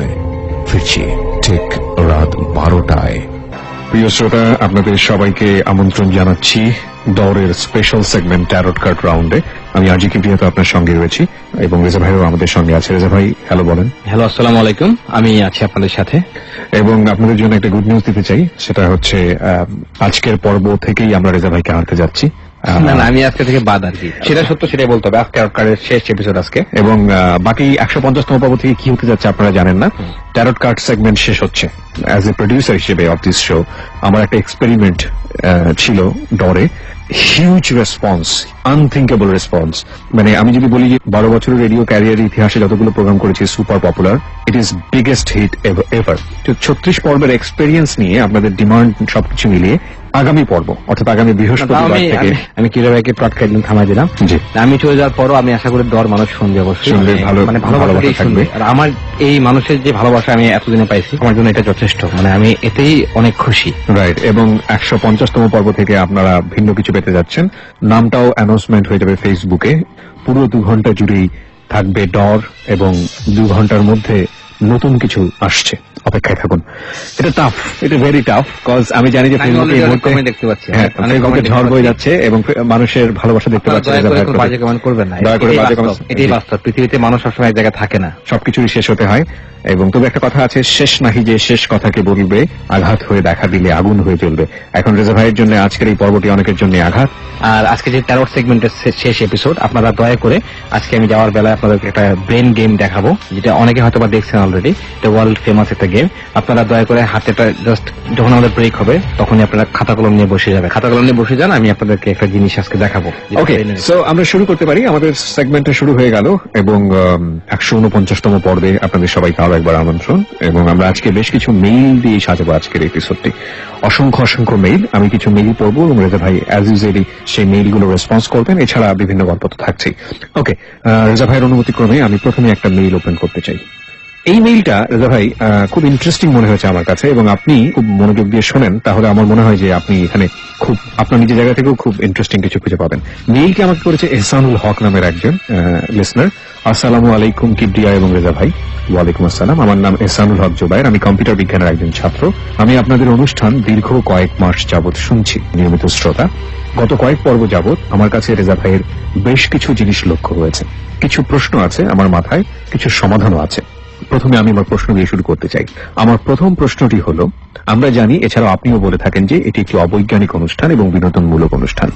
যখন কেউ জিন দ্বারা আক্রান্ত হন আর রেজা ভাই সেটা সমাধান দেন, সেটা আপনি সরাসরি বলতে দেন না, কারণ যাতে শ্রোতারা তার সঙ্গে প্রয়োগ না করে বিপদে না পড়েন। প্রশ্ন হলো, আপনারা বা রেজা ভাই কি কালো জাদু বা জাদুর সাহায্যে সমাধান দিয়ে থাকেন? এই প্রশ্নের উত্তরটা দেওয়ার পরে আমি বাকি চিঠিটা পড়বো। রেজা ভাই। আচ্ছা, আমার সবচেয়ে বেশি পছন্দ হচ্ছে যখন আমার সঙ্গে প্রশ্ন করে, কারণ হচ্ছে আমরা জানি যে প্রশ্নের মাধ্যমে জ্ঞান অর্জন করা যায়। আমি খুবই অল্প জ্ঞানের অধিকারী, মূর্খ মানুষ। তারপরে আমি বলবো যে প্রশ্ন হচ্ছে একমাত্র রাস্তা যার মাধ্যমে মানুষ জানতে পারে এবং জ্ঞান অর্জন করতে পারে। জি। প্রশ্ন করা হয়েছে যে আমরা কি কালো জাদু করি কিনা। জি। আমার সাথে কি ব্যবস্থা থাকে, উনিও প্র্যাকটিস করতেছে আমার মতোই। আমি কখনো আমার জীবনে একবার আমি কালো জাদু ট্রাই করছিলাম, এবং সেটা আপনি ঠিক না। আমি বলবো না যে আমি আল্লাহর জায়গায় কাউকে বসাই ফেলছি, অন্যভাবে ট্রাই করছিলাম। তাহলে সে অর্থে সেটা কালো জাদু বলাই চলে না। ব্ল্যাক ম্যাজিক হচ্ছে এমন এক জিনিস যেটা শিরকের পর্যায়ে পড়ে। আমরা জানি ছোট শিরক বড় শিরক দুটি আছে। আল্লাহর জায়গায় কাউকে আমি কোনোদিন বসাই নাই, এবং ব্ল্যাক ম্যাজিকের যে চ্যাপ্টার গুলো পড়ে সেগুলো আমরা কখনো করি না। আমি যেটা করি সেটা সম্পূর্ণভাবে সহিহ কোরআন এবং হাদিস থেকে, শেফা দানকারী যে আয়াতগুলো আছে সেখান থেকে করি। আচ্ছা। আর কিছু কিছু জিনিস থাকে যেটা আমি আমার চোখের মাধ্যমে করি। ফাইন, এই প্রসঙ্গে ওনার আরেকটা প্রশ্ন আছে, সেটা হচ্ছে কারণ আপনারা যদি ধার্মিকভাবে সমাধান দিয়ে থাকেন তাহলে সেটা বেতারের মাধ্যমে সরাসরি বলতে অসুবিধা কোথায়? অসুবিধাটা আমি বলতেছি কোথায়? কারণ আমাদের ধার্মিক দিক থেকে বিবেচনা করলে সেখানে বড় বড় আলেমরা বলেছেন একমাত্র কোরআন এবং হাদিস দ্বারা জিনের সমাধান দেওয়া সম্ভব।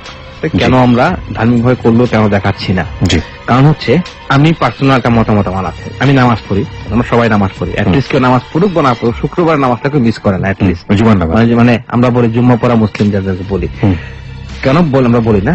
এখন মনে করেন আমি যখন নামাজ পড়ি আমি হাত বাঁধি বুকে, কিন্তু আমার পাশে যে দাঁড়ায় সে হাত বাঁধে নাভির নিচে। আমি রাফুল আদান করি নামাজের মাঝখানে, আমার পাশের জন মনে করে আমার নামাজটা ভুল, তার জানার সীমাবদ্ধতা আছে না হয়তো আমি ভুল, হয়তো বা আমি মনে করতেছি তার নামাজটা ভুল, মানে তার মানে একটা বিতর্ক তৈরি হওয়ার সুযোগ আছে। তাছাড়া আমি যখন বলবো ওনারটা হচ্ছে না, আরেক আলেম ফতোয়া দিবে না যেটা হচ্ছে এটা হচ্ছে। এই জন্য আমি চাই না যে আমাদের কোন কালামটা বেশি ইউজ করা হচ্ছে, যাতে মানে আপনি যেটা বলতে চেয়েছেন সেখানে যদি আমি একটু যোগ করি, মানে যেহেতু নানা মুনির নানা মত, সেই জায়গাটি থেকে আমরা কোনো বিতর্ক তৈরি হোক ধর্মীয় কোনো বিষয়ে, সেই বিষয়টি আমরা সচেতন ভাবেই এড়িয়ে চলি। কারণ এই বিষয়গুলো খুব সেনসিটিভ, খুব সেনসিটিভ বিষয়, এটা নিয়ে একটা ফ্যাসাদ লাগতে পারে, দেশে একটা গন্ডগোল লাগতে পারে। রাইট, সুতরাং সেই জায়গা থেকে আমরা বিষয়টাকে অ্যাভয়েড করে যাই। যাই হোক, আপনাকে অনেক ধন্যবাদ। আচ্ছা, আমার দ্বিতীয় প্রশ্নে আসি। রেজা ভাই মাঝে মাঝে বলে থাকেন যে জিন বশ করার কথা, যেটা উনি বলে থাকেন এবং এটা করা হারাম। উনি কিভাবে কোনো মানুষকে দেখে তার ভবিষ্যৎ বা সে কি করে, কোথায় থাকে, কি হয়েছে সব বলতে পারছেন? মানে ওনার কথা হচ্ছে যে সেটা জিনের সাহায্য ছাড়া কিভাবে সম্ভব? সেটা আমি মুসলিম হিসেবে আপনারা হয়তো জানেন যে হযরত সুলাইমান আলাইহিস সালামকে আল্লাহ তাআলার কাছে দোয়া করেছিলেন যে ওনার উপর পৃথিবীর কেউ যেন জিনের উপর কর্তৃত্ব না চালাতে পারে। ওকে, এছাড়াও হযরত মুহাম্মদ সাল্লাল্লাহু আলাইহি ওয়াসাল্লাম একবার নামাজের সময় এক জিনকে ধরেছিলেন আর বলেছিলেন যে সকালে সেটা মসজিদ স্তম্ভে বেঁধে বাচ্চাদের তার সাথে খেলা করতে দিবে, কিন্তু সে তখন সুলাইমান আলাইহিস সালামের কথা চিন্তা করে তা করেনি। এটা উনি ওনার মতো করে লিখেছেন, আমার এই বিষয়ে কোনো জ্ঞান নাই। আমি ওনাকে ক্লিয়ার করে দেই। যখন নবীজি ওই জিনটাকে ধরছিলেন তখন এমন ভাবে গলায় চাপ দিছিল যে জিনের জিহ্বাটার লালাটা পর্যন্ত না হাতে পড়ছে। তার পিছনে সাহাবীরা জিজ্ঞেস করছে, হে রাসূল আপনি হঠাৎ করে আমাদের মধ্যে হাত দিয়ে কি ধরলেন, সেটা আমরা তো কিছু দেখতে পাই নাই। তখন নবীজি বলছে যে আমি একটা জিনের শয়তান ইবলিস চিন্তা করছে যে আমার নামাজে ব্যাঘাত ঘটানোর চেষ্টা করছে। এখান থেকে বোঝা যায় যে আমাদের নামাজের মাঝখানেও জিন আমাদেরকে আসর করতে পারে, বা কোরআন তেলাওয়াতের মাঝখানেও জিন আমাদেরকে আসর করতে পারে, যেহেতু নবীর উপরে কালো জাদু করা হয়েছিল। আচ্ছা, যাই হোক, কিন্তু উনি যেটা জানতে চাচ্ছিলেন কিভাবে করি, রাইট, উনি আপনি আনসারটা করি সেটা প্রথমত উনি ভবিষ্যৎ বলেন না, আমি যতদূর জানি। আমি আজ পর্যন্ত এটা তো ভবিষ্যৎ বলে নেই। একটা হচ্ছে এটা খুবই ইম্পর্টেন্ট, আজকে যেহেতু আমাদের শেষ পার্ট, ট্যারট কার্ড নিয়েও অনেকের প্রশ্ন আছে, কালো জাদু মনে করে বা না খারাপ মনে করে। আমরা জানি বৃষ্টি কে দেয়, কি আপনি জানেন কে দেয় না? আল্লাহ তো সবকিছু আল্লাহর হুকুম। বৃষ্টিটা দেওয়া হচ্ছে মিকাইল আলাইহিস সালাম, ফেরেশতা, মানে উনি দিতে পারে না, উনি হুকুম প্রাপ্ত, উনি আল্লাহর হুকুমে বৃষ্টি, ঝড় তুফান, জলোচ্ছ্বাস সেগুলো অ্যাক্টিভেট করে, কাজগুলা করে। কালকে মিকাইল আলাইহিস সালাম কি করবে সেটা পাবলিক কিভাবে জানে? সম্ভব জানা, কিন্তু তারপরও স্যাটেলাইট মাধ্যমে জানা যাচ্ছে বর্তমানে যে কালকে বৃষ্টি হতে পারে, ঝড় হতে পারে, ঝড় হবে, হতে পারে, এক ধরনের ভবিষ্যৎবাণী। কিন্তু সেটা ভবিষ্যৎবাণী কখনো না, বিজ্ঞান কখনো কনফার্ম দিয়ে বলে না, বিজ্ঞান কখনো বলে না যেটা হবেই হবে, বলে যে হতে পারে। আমি আমার বন্ধুকে নিয়ে খারাপ স্বপ্ন দেখলাম, মনে করেন, বললাম যে কি ভাই আপনি কালকে বগুড়া যায় না, হয়তো একটা ক্ষতি হতে পারে, এতটুকু। যখন আমি বলে ফেলবো যে ক্ষতি হবে আমি শিওর, সেটা তাহলে নিষেধাজ্ঞা আছে। আমি ভবিষ্যৎবাণী কোনোদিন করিনি আজ পর্যন্ত। আমি অতীত নিয়ে যতটুকু বলি, অন্য প্রশ্ন অতীত নিয়ে কিভাবে বলি, সেটাকে বলে ইনটিউশন, ব্রেনের একটা ধাপ আছে। হ্যাঁ, যেমন আমরা জানি যীশু খ্রিস্ট নিজেকে বলেছেন আমি আলফা এবং ওমেগা। আমরা ওমেগা না, আমরা মানুষরা ওমেগা হতে পারবো না। ওনারাও মানুষ ছিলেন, কিন্তু এটা আল্লাহর বিশেষ ক্ষমতা মানুষ। তো আমরা জানি মুজিজা কারামত যেগুলো আছে, জি কেরামতি, হ্যাঁ, তো মুজিজা ছিল নবী রাসূলদের মধ্যে, তারপর পিরাউলিদের মধ্যে কারামত ছিল। কারামতের কিছু অংশ আমি যদি মনে করি যে আমি আল্লাহর নেক বান্দা, নামাজ পড়ি 5 ওয়াক্ত, চেষ্টা করি পড়া, মাঝে মাঝে মিস হয়, অনেক গুনাহ করি, প্রতিনিয়ত গুনাহ করতেছি প্রতিদিন, তারপর আমি মনে করি যে আল্লাহ আমাকে ভালোবাসে এবং আমি আল্লাহকে ভালোবাসি। তো আমি যখন চোখ বন্ধ করে টেলিগ্রাফিস ট্রাই করি বা টেলিগ্রাফিস প্র্যাকটিস করি, আমার কাছে আমি যে ইমেজ দেখি মানুষের অতীতের ইমেজটা দেখতে পাই। কেন কিভাবে দেখতে পাই এটা আমার হয়তো বা প্র্যাকটিস, আমার অভিজ্ঞতা, আমার সারা জীবনের অভিজ্ঞতা থেকে আমি দেখতে পাই। একটু আগে আমাদের স্টুডিওতে একটা মেয়ে আসছিল, এসে প্রশ্ন করছে কিভাবে আপনার পাশে ছিলেন, আমি চোখ বন্ধ করছি, বন্ধ করে আমার কাছে মনে হয়েছে ছোটবেলায় কোন একটা ছেলে তার উপর কিছু করার চেষ্টা করছিল, বাজে কিছু করার ট্রাই করছিল, মেয়েটা দেয় নাই। আমার কাছে চোখ বন্ধ করে আমি মেয়েটাকে প্রশ্ন করতে পারি না, কারণ সে তোমাদের গেস্ট না, সে ট্রাক করে বসতে পারে। ঠিক এরকম, মানে যখন আমার সামনে একটু দায়িত্ব দাঁড়ায়, তখন আমার ভিতরে ইনটিউশন থেকে অটোমেটিক কিছু জিনিস চলে আসে, তখন আমি তাকে জিজ্ঞেস করি, অনেক সময় মিলে যায়। এর মানে এই না যে আমি বিশেষ কোনো আউলিয়া বা বিশেষ কোনো পীর, তা না। শেষ প্রশ্ন রেজা ভাই, এই একই মেইলের এহসানুল হক যিনি করেছেন, ভাই অনুষ্ঠানে যেসব তথ্য আমাদেরকে দিয়ে দিয়ে থাকেন সেগুলোর উল্লেখ বা রেফারেন্স কোথা থেকে দিয়ে থাকেন? কারণ আমি যতদিন থেকে শুনছি তিনি কখনো রেফারেন্স দিয়ে কোনো রেফারেন্স না দিয়ে কোনো কিছু বলেননি। যেমন উনি এক প্রকার জিনের কথা বলে থাকেন, মারিস জিন। আসলে সত্যিকার অর্থে মারিস হচ্ছে আরবি শব্দ যার অর্থ আগুনের ফলকা বা ধোঁয়াহীন আগুন, যেখানে আল্লাহ জিন সৃষ্টি করেছেন ধোঁয়াহীন আগুন দ্বারা। এছাড়াও আরো বিভিন্ন রেফারেন্সের কথা উনি বলে থাকেন। আচ্ছা, এই বিষয়ে আপনি যদি কিছু বলে থাকেন, রেফারেন্সটা আপনি কোথা থেকে? আপনি বলে স্টাডি করে জিন নিয়ে যে ব্যাপারটা, একটা বই আছে বাইরের, ওয়ার্ল্ড অফ জিন, অসংখ্য বই আছে জিনদের জগৎ সম্পর্কে জানার জন্য। তাছাড়া বিভিন্ন আমরা আবু হুরায়রা থেকে পাই, অনেক হাদিস পাই। আপনারা দেখেন যে হযরত খিজির আলাইহিস সালামের ঘটনা, হযরত মুসার সাথে হযরত খিজির আলাইহিস সালামের যে ঘটনা ছিল, ওটা নিয়ে অনেক ইখতিলাফ আছে কোরআন শরীফে। মানুষের মধ্যে অনেক ইখতিলাফ আছে যে খিজির আসলে কে ছিল, নবী ছিল নাকি নরমাল লোক ছিল, অনেক ইখতিলাফ আছে। কারণ খিজির আলাইহিস সালামের ঘটনা খুবই সামান্য আসছে। এই মুসা আলাইহিস সালাম এবং খিজির আলাইহিস সালামের যে ঘটনার মধ্যে দেখা গেছে খিজির আলাইহিস সালাম বেশি জানে, বেশি জ্ঞানী, এজ এ কোরআন। এখানে আমরা জানতে পারি যে খিজির আলাইহিস সালামের পাওয়ারটা বেশি ছিল। এটা নিয়ে কোনো কথা আগাবো না, জাস্ট জানানোর জন্য। আমি এখন যদি রেফারেন্স দেই যে দ্য ওয়ার্ল্ড অফ জিন যে বইটা লেখছে, বইটা খুব ফেমাস ওয়ার্ল্ডের মধ্যে, এখানে অনেক কিছু পাওয়া যায় জিনদের মাধ্যমে। তাছাড়া আমার সাথে যে ঘটনাগুলো ঘটে গেছে, যেটা আমি চাক্ষুষ সাক্ষী, সেটা একটা আমি নিজের রেফারেন্স, নিজের ব্যক্তিগত অভিজ্ঞতা। আমরা যে মানুষের কাছে ঘটনাগুলো শুনি, পুরো একটা রেফারেন্স বলি। আইন আদালতে সাক্ষী প্রমাণ দরকার, যখন কোনো এভিডেন্স পাওয়া যায় না তখন আমরা সাক্ষীকে বেছে নেই, আইন যেটা করে। তো তখন আমি চিন্তা করতেছি সাক্ষী, মানুষের সাথে ঘটে যাওয়া ঘটনা, আমার সাথে ঘটে যাওয়া ঘটনা, বই খাতা, বিভিন্ন আলেমদের মতামত, সৌদি আরবে ওয়াদিয়াল জিন নামে একটা জায়গা আছে, সবচেয়ে বড় রেফারেন্স এটাই। তারপর সবচেয়ে বড় রেফারেন্স হচ্ছে কোরআন, যেখানে আল্লাহ সূরা নম্বর 72 বলছে, সূরা জিন নামক সূরা, ওখানে জিনের কথা বলা আছে। তাছাড়া অনেক অনেক সূরাতে জিনের কথা বলা আছে। সবচেয়ে বড় রেফারেন্স হচ্ছে কোরআন শরীফ পৃথিবীতে, এর চেয়ে বড় রেফারেন্স পৃথিবীতে হতে পারে না। সেটা আমার জন্য অ্যাজ এ মুসলিম হিসেবে সবচেয়ে বড় রেফারেন্স আমাদের সেটাই। ওকে, সো রেফারেন্সের ব্যাপারটা হচ্ছে আপনি স্টাডি করলে পাবেন। তোমার ছিল কি ভাবে জিনদের যে মারের জিনটার কথা বললো, আগুনের গোলা, জিন মানে তো আগুনের গোলা, ধোঁয়াবিন আগুন। তাহলে মারের জিন আবার আলাদা কেমনে হলো? এখন আমার অনেক পরিচিত লোক আছে যাদের নাম ইনসানুল হক। ইনসান মানে তো মানুষ, ইনসানুল হক, তো তার নাম তো ইনসান। ওকে, সো আমার মেইলটি যদি সব শ্রোতাদের উদ্দেশ্যে পড়ে শোনান এবং প্রশ্নগুলো উত্তর দেন তাহলে খুব খুশি হব। আমরা ইতিমধ্যে আপনার মেইলের উত্তর দিয়েছি এবং আপনি আরো বেশ কিছু ভালো লাগছে কিনা সেটা কমেন্টে জানাবেন এবং মেইল করে জানাবেন। ওকে, এবং একই সাথে আপনাদেরকে এটাও বলতে চাই, যদি কেউ এই অনুষ্ঠানের কোনো বিষয় নিয়ে তর্ক বিতর্কের তৈরি করে, এই বিষয়গুলো নিয়ে খুব সিরিয়াস তর্কে আপনারা যাবেন না।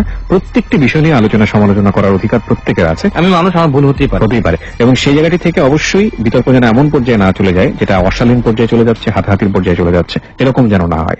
সেই জায়গাটি একটু খেয়াল রাখতে হবে। এই ঘটনা আমি শুনছি কি বিভিন্ন জায়গায় মানুষ প্রোগ্রামটা নিয়ে ঝগড়াঝাটি লেগেছে, পরিবারের মধ্যে নারায়ণগঞ্জে করছে, পরিবার না বন্ধু বান্ধবের মধ্যে শুনছি নারায়ণগঞ্জে, দুই গ্রুপ হয়ে গেছে, দুই গ্রুপে মারামারি হাতাহাতি বন্ধ হয়ে গেছে। এই দুই গ্রুপই আমাদের খুব প্রিয়, খুব ভালোবাসার, খুব রেসপেক্টের। প্লিজ তর্ক করবেন, বিতর্ক করবেন, কারণ একটা জিনিস তর্ক বিতর্ক হলে সেটা আরো বেশি সমৃদ্ধ হয়, কিন্তু এমন পর্যায়ে অবশ্যই যাবেন না যেটা মানসিক স্বাস্থ্য এবং শারীরিক স্বাস্থ্য দুটোর জন্যই হানি, মারামারি না হয়। সুন্দর তর্ক করবেন, সুন্দর গোছানো তর্ক।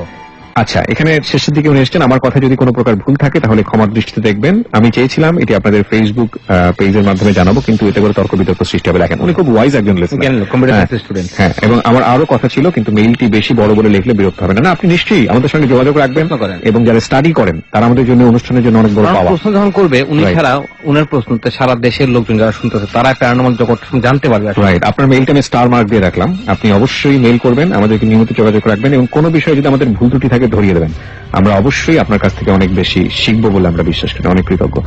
আর এই ফাঁকে আপনাদের সবাইকে একটা বিশেষ অ্যানাউন্সমেন্ট করতে চাই, সেটা হচ্ছে আমার জন্য রীতিমতো একটা চ্যালেঞ্জ। আপনারা নিশ্চয়ই জানেন যে ফেসবুকে একটা ঘটনা ঘটে গিয়েছে, আমি অলরেডি ফেসবুকে স্ট্যাটাস দিয়ে জানিয়ে দিয়েছি।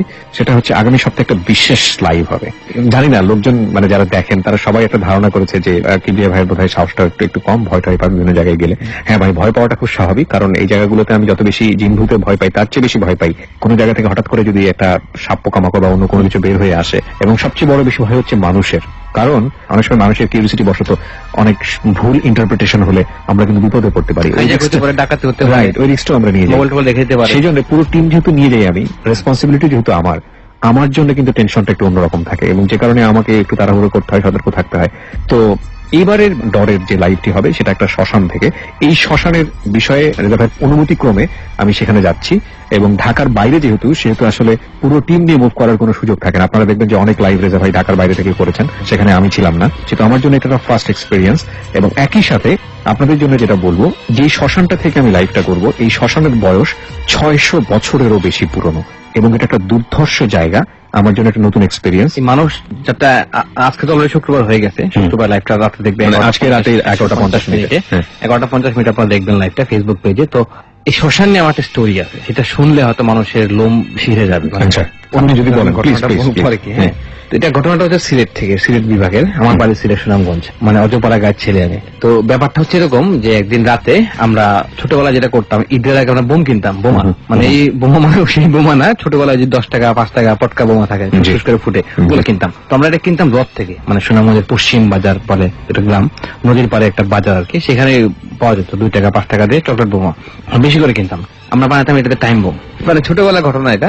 আগরবাতি কিনতাম, আগরবাতির মধ্যে বোমটা লাগাতাম, টাইমটা কমতো, ঠাস করে ফুটতো। তো আমরা লাউয়ের মধ্যে গেঁথে দিতাম আগরবাতিটা। 10 মিনিট 20 মিনিট পরে পুরো লাউ সহ বাস্ট হয়ে যেত, লাউ, কারো বাসায় তরমুজ।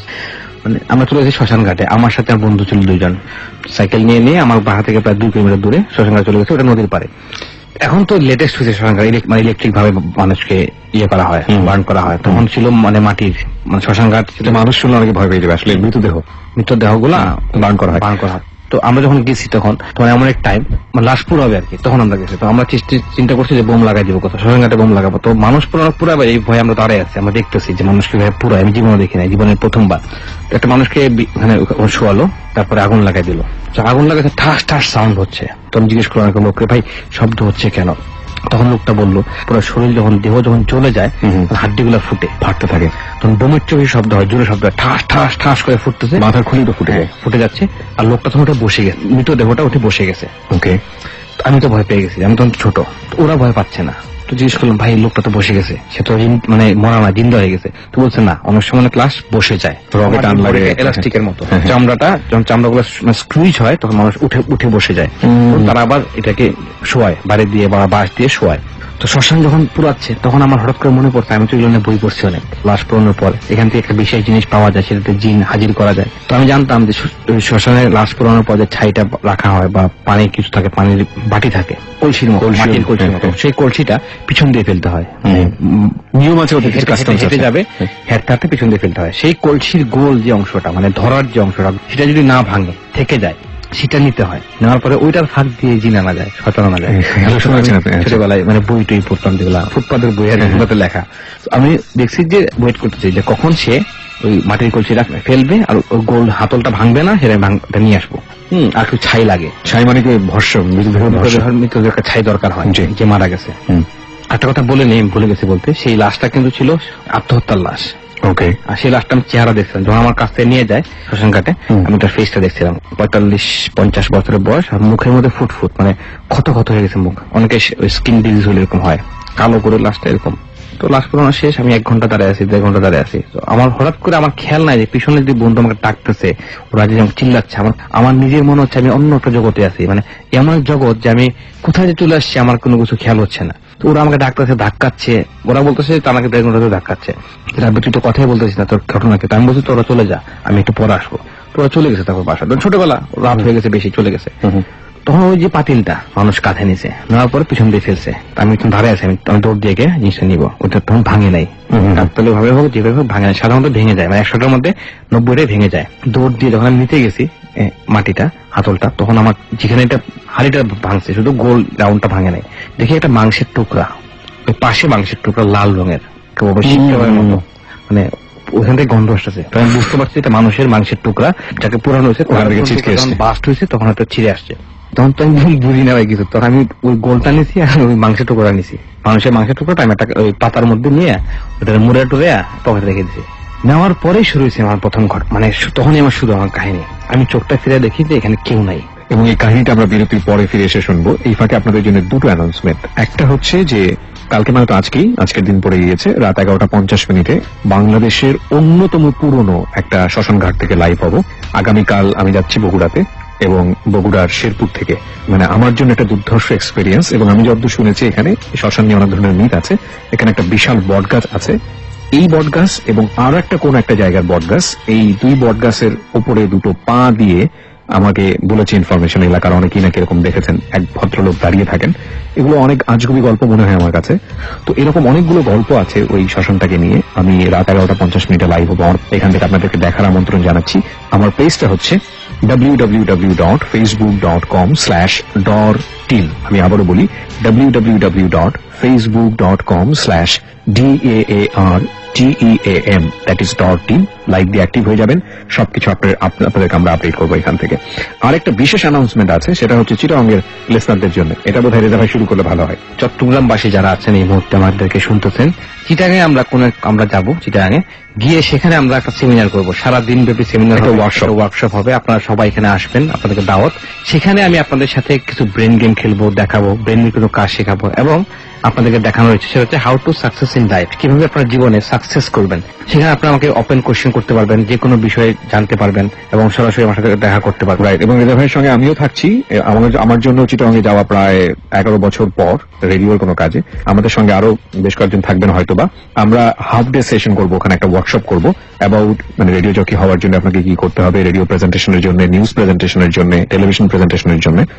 দিন শেষে আমরা সার্টিফিকেটও দিব, যারা ওই ওয়ার্কশপে প্রেজেন্ট থাকবেন তাদেরকে আমরা সার্টিফিকেট দিব। আর রেজা ভাই সে বেসিক্যালি একটা কাউন্সিলিং সেশনও রাখবে। আমরা হয়তো ওখান থেকে কয়েকজনকে বেছে নেব যাদেরকে আমরা পার্সোনালি কাউন্সিলিং করবো।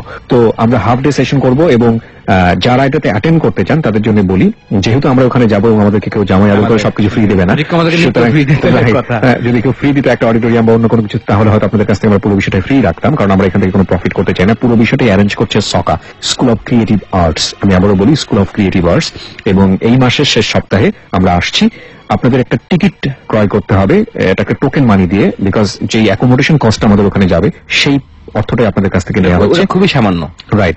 সো আপনারা যারা এটা সংগ্রহ করতে চান তারা এটা সংগ্রহ করবেন হচ্ছে বাতিঘর। আপনারা সবাই চেনেন বাতিঘর লাইব্রেরি থেকে। শহরে এটা জামাল খান রোডে, বাতিঘর জামাল খান রোডে চিটাগংয়ের লাইব্রেরি এটা একটা।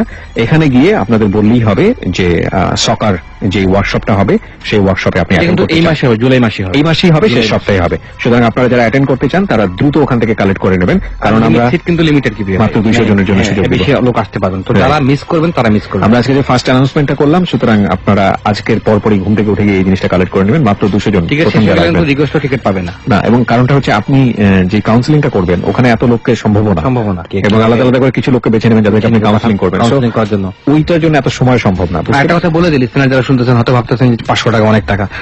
আমি কিবরিয়া ভাই, আমাদের পুরো টিম যাচ্ছে, অডিটোরিয়াম ভাড়া নিচ্ছে, আমাদের খাওয়া দাওয়া থাকা, খাওয়া দাওয়া আমরা নিজের পকেট থেকে দিব, কিন্তু ওই অ্যাকোমোডেশন কস্টটা আমাদের যাওয়া আসা, এই এক্সপেন্সটা আর হল অডিটোরিয়াম ভাড়াটা শুধু এটা উঠাচ্ছি, আর বেশি কিছু না। রাইট। সো আপনারা কালেকশন করতে পারেন বাতিঘর লাইব্রেরি থেকে, একটা জায়গাতেই পাওয়া যাবে এই টিকিটটা। এটা হচ্ছে জামাল খান রোডে। আর আপনারা যদি ফোন করে আরো ইন ডিটেল জানতে চান তাহলে সেক্ষেত্রে আমি সকার নাম্বারটা দিয়ে দিচ্ছি 01738686179। আমি আবারও বলি 01738686179। এই সুবিধাটা শুধুমাত্র চিটাগংয়ের লিসনারদের জন্য।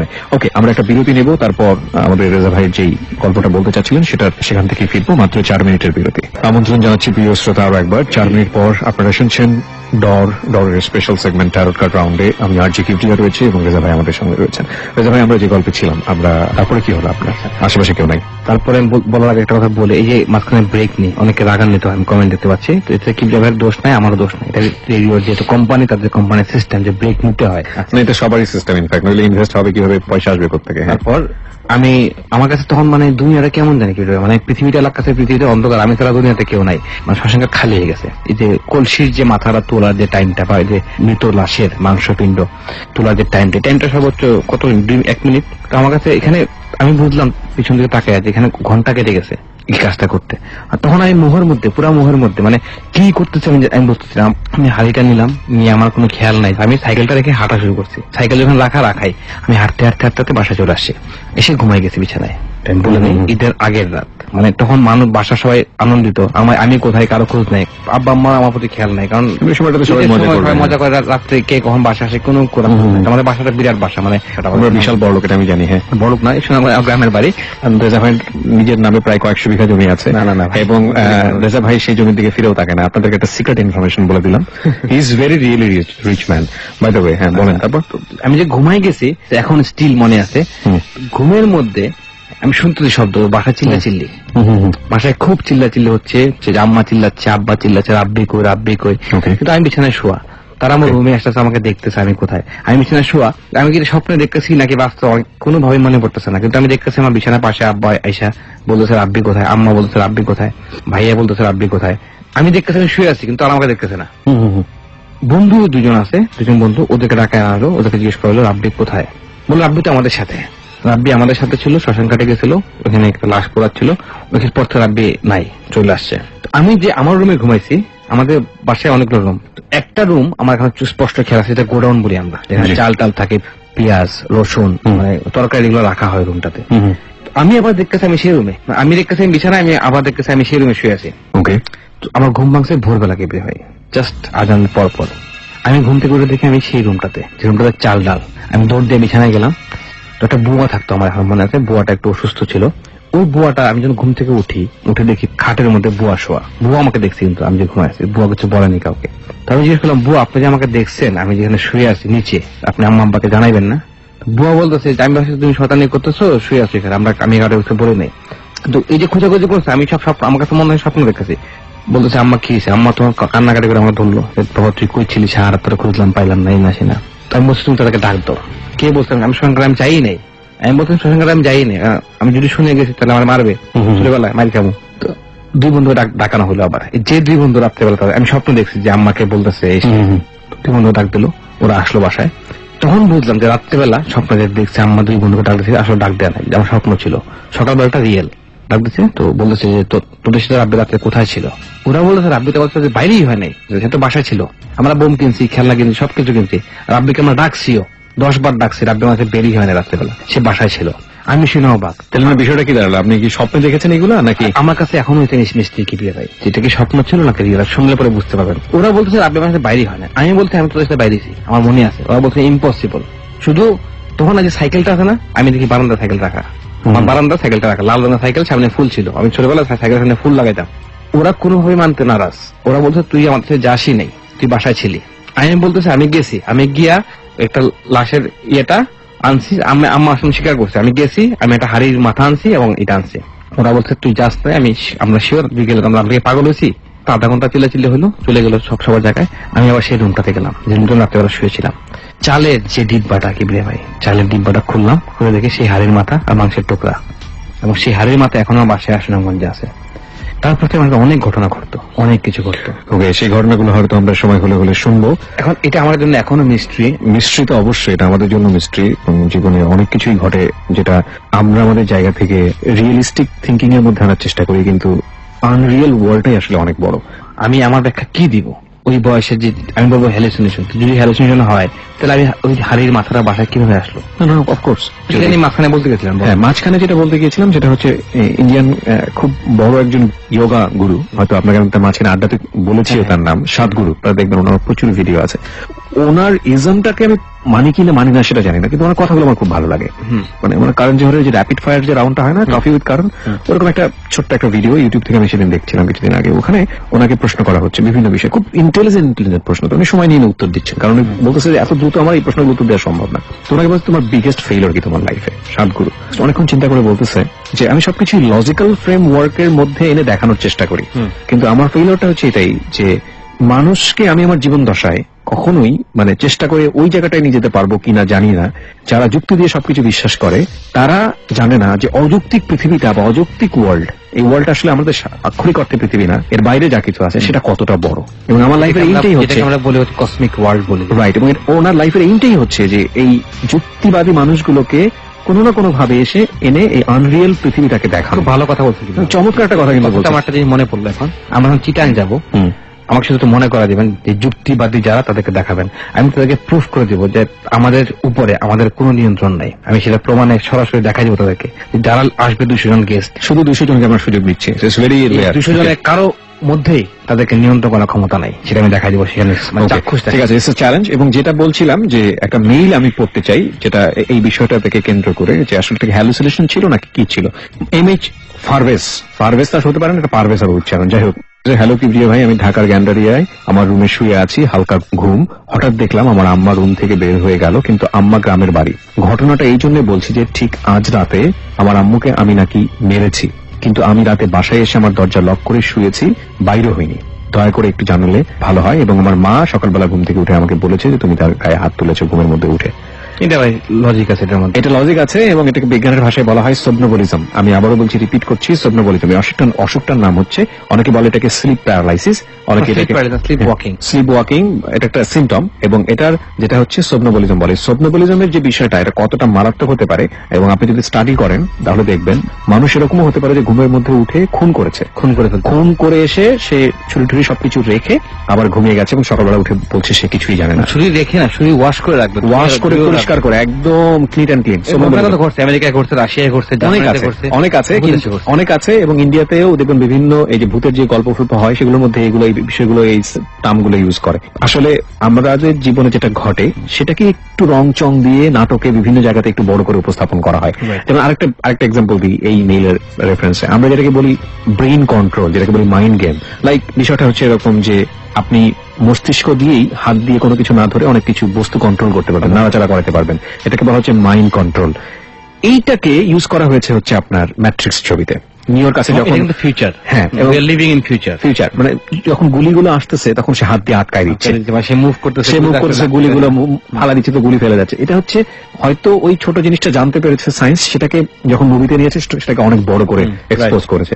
এটা কিন্তু একসময় ঘটবে, আমার মনে হয় ঘটবে সামনে ফিউচারে। রাইট, তখন তো আমরা মারা যাবো, থাকবো না, হয়তো নিয়ার ফিউচারে, হয়তো 100-200 বছর পরে মানুষের ব্রেনটাকে যখন আর বিজ্ঞানীরা তো চ্যালেঞ্জ করছে যে আগামী 30 বছরের মধ্যে তারা প্রুফ করে দিবে যে মানুষ ছাড়া যে অন্য জগৎ আছে, প্যারানর্মাল জগৎ। ইভেন কদিন আগে আমি নিউজ পড়লাম, একটা বাইরের নিউজ, চাঁদ পৃথিবীর অংশ ছিল এক সময়, পৃথিবীর মধ্যে চাঁদ লাগানো ছিল, জয়েন্ট ছিল দুইটা। চাঁদের মধ্যে যে ফসফরাস পাওয়া গেছে এবং যে কেমিক্যাল পাওয়া গেছে চাঁদের মধ্যে, বা যে অক্সিজেন লেভেল পাওয়া গেছে, সেটা পৃথিবীর সাথে অনেকটা মিল আছে।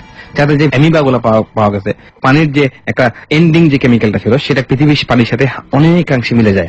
আচ্ছা, না, একটা বিষয় একটু এনশিওর করা দরকার। আমি দেখতে পাচ্ছি ফেসবুকে একটা ঝড় উঠে গেছে রীতিমতো আপনার এই না থাকা নিয়ে। আপনি যে আজকে অনুষ্ঠানটা শেষ করছেন, এটা না আসলে এভাবে ভাবার কোনো সুযোগ নাই। রেজা ভাইকে আমরা সবসময় সারা জীবনের জন্য কাজ পাবো, ব্যাপারটা এরকম না। যারা এই বিষয়টা নিয়ে অনেক বেশি মাত্রাতিরিক্ত রিঅ্যাকশন দেখাচ্ছেন তাদের প্রতি আমাদের ভালোবাসা। একটু ধৈর্য ধরুন, শেষে গিয়ে আমি আসলে অ্যানাউন্সমেন্ট আপনাদেরকে দিব, একটু ধৈর্য ধরুন প্লিজ। আমরা যে বিষয়টা বলছি একটু মনোযোগ দিয়ে শোনার চেষ্টা করবেন। আর সোমনোবলিজম যদি সত্যি সত্যি হয়ে থাকে তাহলে অবশ্যই আপনি একজন সাইকিয়াট্রিস্টের পরামর্শ নেন, কারণ বিদেশের মাটিতে হয়তো এই ঘটনা প্রুভ করা সম্ভব আইনের মাধ্যমে, না দেশি। মানে আপনি যেটা বললেন যে দেশের আমেরিকার বাইরে হয়েছে, রাশিয়াতে হয়েছে, ধরেন এটা হয়তো বা সে একটা বড় অপরাধ করে ফেলেছে। ইভেন এমনও মার্ডার কেস হয়েছে যেটা আইন সাক্ষী প্রমাণের কারণে সে মার্ডার করছে, প্রমাণ হয়ে গেছে, মানে ডাক্তারি ভাবে সে এই পেশেন্ট স্লিপ ওয়াকিং বা পেশেন্ট ছিল, তারপরে তার সাজাটা মুকুব করে দেওয়া হয়েছে। কিন্তু বাংলাদেশে এটা খুব ডিফিকাল্ট, সম্ভব না। সেই জন্যই বলতেছি ট্রিটমেন্টটা ভালো করে করেন, কারণ উল্টাপাল্টা কোনো কিছু করে ফেললে ঘুমের মধ্যে মানুষ প্যারানর্মাল ব্যাখ্যা আছে কি ভাই, ওনার যে রোগটা এটা প্যারানর্মাল ব্যাখ্যা আছে। উনি এখন মনে করতেছে যে আমি ডাক্তার দেখাইছি, সাইকিয়াট্রিস্ট দেখাইছি, কিন্তু আমি সুস্থ। সেক্ষেত্রে যদি ব্যাখ্যা মেনে সালে বলবো এই জিনিসটা শয়তানের কাজ। শয়তানের কিভাবে আমি বলি, কিভাবে এটা ইফরিট টাইপের যে জিনটা থাকে, যে জাতিটা শক্তিশালী জাতি, তারাই কাজটা করে। উনি যখন ঘুমায় থাকে, উনি অবশ্যই অজু ছাড়া ঘুমাইছে বা এমন কোন দোয়া পরেও ঘুমাইতে পারে যে দোয়াটা ঠিক মতো পড়া হয় নাই, তখন এই জিনগুলো তার মধ্যে ঢুকে। এবং ওনার মা এমন কোন কাজ করছে, যেদিন ওনার মাকে সে মারতে আসে, উনি এমন কাজ করছে যে কাজটা জিনদের খারাপ লাগছে। তখন জিনরা বাথরুমের আয়নার মাধ্যমে প্রবেশ করে ওনার শরীরে। হয়তো উনি বাথরুমে গেছে, কি নাম পারভেজ ভাই, বাথরুমের আয়নার মাধ্যমে, তারপরে বিভিন্ন ফাঁক আছে বাসায়, জানলাগুলোর ফাঁক, ওগুলোর মাধ্যমে ঢুকে ওনার শরীরে প্রবেশ করার পর ওনাকে দিয়ে এই কাজগুলো করানো হয়েছে। ওনার মাকে আঘাত করার ব্যাপারটা, যেহেতু ওনার মা কনফার্ম যে আঘাত করা হয়েছে, উনি বলতেছেন উনি করে নাই, বাট মা কনফার্ম। এখানে দোষ দুজনের থেকে আমি বলবো যে মা এমন কিছু করতে পারে যেটা জিনদের অপছন্দনীয় কাজ, সেটার জন্য জিনরা শাস্তি দিয়ে থাকে। আরেকটা ইম্পর্টেন্ট মেইল পেয়েছি আমি, এটা পড়ে আমি বিরতিতে যেতে চাই। সেটা হচ্ছে হাসনা হেনা নামের একজন লিসনার আমাদেরকে লিখেছেন, উনি 3টা ছবি পাঠিয়েছেন। ভদ্রমহিলা দেখতে যথেষ্ট সুন্দরী। আসসালামু আলাইকুম, আমি মিসেস হাসনা হেনা। আমার স্বামী নাম রেডিওতে না বলার জন্য অনুরোধ করছি। আচ্ছা, স্বামীর নাম বললাম না আমি। আল্লাহ তাআলার রহমতে 2 সন্তান রয়েছে। প্রথমেই আমি কিবরিয়া ভাই এবং রেজা ভাইকে একটা কথা বলতে চাই। আপনারা অসহায় এবং যারা বিপদগ্রস্ত তাদের সাহায্য করছেন। যেদিন থেকে আমি কথাগুলো শুনি আমার মনে একটা আশা জাগে, হয়তো কিবরিয়া এবং রেজা ভাই আমাকে সাহায্য করে আমার কিছুটা কষ্ট লাঘব করতে পারেন আল্লাহর ইচ্ছায়। আমি আপনাদের সাথে 2টি ঘটনা শেয়ার করবো। প্রথমেই আসছি এমন একটি ঘটনা যেটা মূলত ঘটে নতুন বাসায় ওঠার পরপরই। আমার স্বামী নিজে পছন্দ করে বেশ সুন্দর একটি ফ্ল্যাট নেয়, যে বাসাটি তৈরি করার প্রায় 7 মাসের মতো একদম খালি ছিল, এবং আমরাই ছিলাম প্রথম ভাড়াটিয়া। প্রথম রাতে ঘুম ভেঙে যেত জানালায় ঠকঠকের আওয়াজে। বলে রাখা ভালো, বাসাটা 4 তলায় আর জানালা রাস্তার উপর, বাসার সামনে মসজিদ। আমি মনের ভুল ভেবে এড়িয়ে যেতাম, কিন্তু কিছুদিন পরেই অজানা কারণে আমার কাঁপুনি দিয়ে মারাত্মক জ্বর আসে এবং 1 সপ্তাহের মতো থাকে। সুস্থ হওয়ার পর নানা রকম অদ্ভুত কিছু ঘটতে থাকে। আমার মেয়ে একদিন আমাকে বলে ও নাকি প্রায়শই কালো এবং বড় ধরনের বিড়াল দেখে, অথচ বিড়াল ঘরে ঢোকার কোন রকম পথই নেই। আর রাতের বেলা ওর মনে হতো যে কেউ ওর মাথার কাছে বসে থাকে। এছাড়াও নানা রকম ঘটনা ঘটে। 1 বছরের মাথায় আমরা সেই বাসাটা ছাড়তে বাধ্য হই। এরপরে আর এই ধরনের সমস্যা আমার না হলেও আমার মেয়ে মাঝে মাঝে একটু ভয় পায়, এমনকি মাঝে মাঝে বাজে স্বপ্ন দেখে। এখন আর তেমনটা হয় না। এখন আসছি আমার মূল ঘটনায়। এই ঘটনাটা একটু গুরুত্ব দেবার জন্য অনুরোধ করছি। আমার বিয়ে হয়েছে আজকে 19 বছর। বিয়ের পর থেকেই মূলত সমস্যা ধীরে ধীরে বাড়তে থাকে। আমি রীতিমতো বাধ্য হই আলাদা সংসার নেই। এরপর থেকেই আমার জীবন সুখীভাবে চালানো অসম্ভব হয়ে যায়। আমার স্বামী আমার সাথে অত্যন্ত খারাপ ব্যবহার সহ মানসিকভাবে আমাকে, আমার সন্তানদেরকে টর্চার করতে থাকে। আমাদেরকে একদমই সহ্য করতে পারত না, এখনো পারে না। শুধু অকথ্য ভাষায় গালিগালাজ করে, এমন সব ভাষা বলে যা সহ্য করা যায় না। দীর্ঘ 10 বছর যাবৎ একই ছাদের নিচে থাকলেও কোনো সম্পর্ক নেই। আমি অনেকের কাছে গিয়েছি, অনেক চেষ্টা করেছি, সবাই বলেছে ব্ল্যাক ম্যাজিকের জন্য এমনটা হচ্ছে। কিন্তু এটা কি সত্যি নাকি মিথ্যা আমি জানি না। বর্তমানে আমার সন্তানরা অনেক মানসিক চাপে আছে, আমিও আছি। আমার এখন সবসময় যে কোনো কথায় প্রচন্ড রাগ হয়। আমার এখন কিছুই ভালো লাগে না। আমার সংসারটি টিকে আছে শুধু বাচ্চা দুটির জন্য। এখন আর্থিকভাবে মারাত্মক সমস্যায় আছে, কিছুই উন্নতি হয় না। এখন আমার কি করা উচিত তা জানতে চাই রেজা ভাইয়ের কাছ থেকে। প্লিজ আমাকে একটু সাহায্য করুন। আমি শুধু এর কারণটা জানতে চাই, আর কিছুই না। এতক্ষণ ধৈর্য ধরে পড়ার জন্য ধন্যবাদ। আচ্ছা, আপনি বলুন, তারপরে আমাদের কিছু বলার আছে। সায়েন্টিফিক ব্যাখ্যা অবশ্যই আছে, কোনো মানে না বলে না, অনেক আছে, অনেক। জি, আমি সরাসরি প্রাণর ব্যাখ্যা চলে যাই কিভাবে। হ্যাঁ, জি। এখানে সবচেয়ে বড় সমস্যা ওনার নিজের। কি নাম ওনার বলছেন? হাসনা হেনা। আমাকে একটু ছবিটা দেখান, ছোট করে দেখতে হবে। ওনার দুটো ছেলে, ডান পাশে ওনার হাজবেন্ড। ছোট করে একদম আমার ল্যাপটপের কোনায়। জি, এই যে একটু আমি দেখে নিচ্ছি ছবিটা। জি, সবচেয়ে বড় সমস্যা ভদ্রমহিলা অপূর্ব সুন্দরী। সবচেয়ে বড় সমস্যা উনি নিজে। ওনার হাজবেন্ড ওনাকে টাইম দেয় না। আর উনি যেটা বলছে বিয়ের পর থেকে সমস্যা, আসলে তা না। সমস্যা হয়েছে বাচ্চা হওয়ার পর থেকে। এখানে ওনার সাথে প্রাইভেট কাউন্সিলিং করা ছাড়া, ওনাকে ভালোভাবে বোঝানো ছাড়া আমার কিছু বলার নাই। ওকে, তাহলে আমার মনে হয় তারপর আমি কিছু জিনিস বলে দেই। ওনার হাজবেন্ডের পক্ষ থেকে, আমার জানি না বলা ঠিক হচ্ছে নাকি ভাই, ওনার হাজবেন্ডের পক্ষ থেকে আমি যখন ছবি দেখলাম, যত দেখলাম, ওনার হাতের ছবি আমার কাছে নাই, যেটা দিয়ে ব্ল্যাক ম্যাজিকের শিকার বোঝা যায় না। তারপর ওনার ফেস দেখে যতটুকু বুঝলাম যে ওনার হাজবেন্ডের পক্ষ থেকে কেউ ব্ল্যাক ম্যাজিক করতেছে এবং হাজবেন্ড সেটা জানে। হাজবেন্ড সেটা ভালোভাবে জানে। মহিলার যে পরিবারটা খুব সম্ভ্রান্ত পরিবার, মানে অ্যাকর্ডিং টু হাজবেন্ডের তুলনায় মহিলার ফ্যামিলিটা হাই ক্লাস। এখানে অনেক কিছু আমি বলতে পারবো, যা বলবো সবই তাদের পার্সোনাল ম্যাটার। রাইট, আমার মনে হয় এই বিষয়টা রেডিওতে এইভাবে না যাওয়াটাই better. So one personal thing, এটা আসলে রেজা ভাই ব্যক্তিগত অভিমত, আমরা আসলে যেতে চাই না। তবে কয়েকটা প্রশ্ন করতে চাই ওনাকে, যে আপনার বাচ্চা ছোটবেলায় কোনার দিকে তাকায় থাকতো কিনা, ওয়ালের যে কোনো কোনায় তাকায় কান্নাকাটি করতো কিনা? আমরা একটা কাজ করি, ওনাকে একটা রিপ্লাই মেইল দিয়ে দিই, এবং উনি যেহেতু ফোন নাম্বার দিয়েছেন, আমরা দরকার হলে ভবিষ্যতে ওনার সঙ্গে যোগাযোগ করে এবং ওনাকে স্টুডিওতে আসতে বলি। ওরা পুরো বিষয়টা আমরা আমাদের লিসনারদের উদ্দেশ্যে জানানোর চেষ্টা করবো, কিছুটা হেল্প করার চেষ্টা করবো। আর এই স্বামী স্ত্রীর ঝগড়া, এই বিষয়গুলো আমরা সামাজিক কমন, রাইট, সামাজিক জায়গাটা থেকেই দেখবো বিষয়গুলোকে। এগুলোর মধ্যে প্যারানরমাল, ব্ল্যাক ম্যাজিক এই বিষয়গুলো না নিয়ে আসি। ছেলে কিন্তু অসুস্থ থাকবে, হ্যাঁ, একটু সাবধানে, একটু যত্ন নেবেন। একটা যেটা হচ্ছে যে, মানে স্বামী স্ত্রী ঝগড়াকে যদি আমরা প্যারানরমাল মনে করি, তাহলে পুরো পৃথিবীটাই কিন্তু প্যারানরমাল হয়ে যাবে। হ্যাঁ, সো এই জিনিসগুলোকে আপনারা এভাবে না করে নিজেদের সমস্যাগুলো, বিগত 10 বছর তো যাবো তোমাদের কোনো সম্পর্ক হচ্ছে না, রাইট, এটা একটা অ্যাবনরমাল ব্যাপার, রাইট। সো সেই জায়গাটা থেকে আমার মনে হয় যে এই সব জিন ভূতের উপর দায়িত্ব, রেসপন্সিবিলিটি না দিয়ে নিজেরা নিজেদের ভুল বোঝার চেষ্টা করি, সেটাই বরং ভালো হবে। মহিলার কিছু সমস্যা আছে। আচ্ছা, সেক্ষেত্রে আপনি হয়তো ওনার সঙ্গে যদি কথা বলতে চান, আমি যদি রেডিওতে বললে, না পার্সোনাল তাদের আমি বললে এটা ঠিক প্রাইভেট, আমার মনে হয় আপনার একটা ক্লিনিক খোলা উচিত, যদি যারা আসলে খোলা উচিত, মানে যে পরিমাণ মেল আসে মানুষ হেল্প চায়, এবং আপনার লাইফও তো আসলে হেল্প করে দিচ্ছে মোটামুটি। আসলে হেল্প বলবো না, মানে অত্যাচারে জর্জরিত নামতে পারি না, মানে অফিসে রীতিমতো মানুষ বসা পায়। আমি হয়তো বা সপ্তাহে একদিন কারোর সময় দিতে পারলাম, কিন্তু এরকম তো সম্ভব না, আমার অফিসে তো সম্ভব না, কারণ আমার ডিলাররা আসে। ডিলাররা যদি দেখে যে আমি এরকম বাবাগিরি করি, আমার ব্যবসা শেষ। যদি সম্ভব হয়, কিবরিয়া যদি ব্যবস্থা করে, ইন কেস আমি হয়তো সপ্তাহে 2 দিন কোথাও বসতে পারি, আপনাদের শুধুমাত্র অনলি ফর মানে পিপল যারা হন্টেড অবস্থায় আছেন বা যারা প্যারানরমাল প্রবলেম আছেন, তাদের জন্য একটা কাউন্সিলিং। আমার মানে এই না যে আমি বাবা, জাস্ট সাইন্টিফিক একটা মানুষ, জাস্ট আপনাদেরকে অ্যাডভাইস করতে পারবো যে ডানে গেলে ভালো, বামে গেলে, কারণ এতটুকু, এর বেশি কিছুই না। আচ্ছা, ঠিক আছে, এটা একটা প্রস্তাব হিসেবে থাকলো। আমরা হয়তো আমাদের লিসনারদের কমেন্ট মানুষ দেয় কি অবস্থা আপনারা চান, সেক্ষেত্রে আমরা ব্যবস্থা নিতে পারি। এবং রেজা ভাইকে নিয়ে যে কথাটা বললাম, যে ওনার আজকে লাস্ট এপিসোড ডরের ট্যারট কার্ড সেগমেন্টে, এবং এটা আসলে লাস্ট। আপনারা অনেকেই খেপে গিয়েছেন এই কথা শোনার পরে। খাপার কোনো কারণ নেই, কারণ ট্যারট কার্ড সেগমেন্টে আসলে এটা লাস্ট। কিন্তু রেজা ভাইকে আপনারা আগামী পর্ব থেকে পুরো 2 ঘন্টাতেই পাচ্ছেন। ওকে, আমরা একটা ছোট্ট বিরতি নেব এবং আমাদের এই যে ট্যারট কার্ড সেগমেন্টের যে বিষয়টা চলছে, শেষ বিরতি শেষ অনুষ্ঠানে বলে দিচ্ছি আমি লাস্টে একটা আপনাদের ব্রেন গেম খেলবো। গেমটা অনেক পুরানা, অনেকে হয়তো জানা আছে, অনেকে জানা নাই, বা যাদের জানা নাই তাদের জন্য খুব স্পেশাল। আপনারা অবশ্যই খাতা কলম নিয়ে চলে আসুন। ওকে, খাতা কলম নিয়ে বসে যান। আমরা 5 মিনিটের একটা ব্রেক নিচ্ছি। আর আমাদের আগামীকাল মানে কি আজকেই রাত 11:50 লাইভটা হবে। এটা একটা শ্মশান থেকে লাইভ হচ্ছে, খুবই দুর্ধর্ষ একটা শ্মশান, 600 বছরের পুরনো শ্মশান। প্রাচীন বাংলার রাজধানী বলা হয় পুণ্ড্রনগরকে। আপনারা নিশ্চয়ই জানেন পুণ্ড্রনগর মানে হচ্ছে সেই মহস্থানগড়, শেরপুরের খুব বিখ্যাত একটা শ্মশান থেকে এটা লাইভ হবে এবং লাইভটা করছি আমি। সো এটা মিস করলে অনেক বড় মিস হয়ে যাবে, কারণ অনেকেই রিকোয়েস্ট করেছেন ভিডিওটা রাখার জন্য। আমরা সাধারণত লাইভ করে ভিডিওটা ফেলে দেই, তো এমনও হতে পারে ভিডিওটা হয়তো আপনাদের থাকবে না, সুতরাং কোনোভাবেই মিস করা উচিত হবে না। আর আমার জন্য এটা একটা বিশাল নিউ এক্সপেরিয়েন্স আমি বলবো। ঠিক আছে, রেজা ভাইয়ের আশীর্বাদ নিয়ে যাচ্ছি। আই ডোন্ট নো যে এখানে গিয়ে কি করবে। যারা শ্মশান ঘাটে লাইভ দেখবেন, অনেকের মাথা ব্যথা হতে পারে। আমি এটা বলে আগের থেকে বলে দিচ্ছি কিবরিয়া ভাই, আপনার মানুষের সেফটির জন্য, আপনার সেফটির জন্য।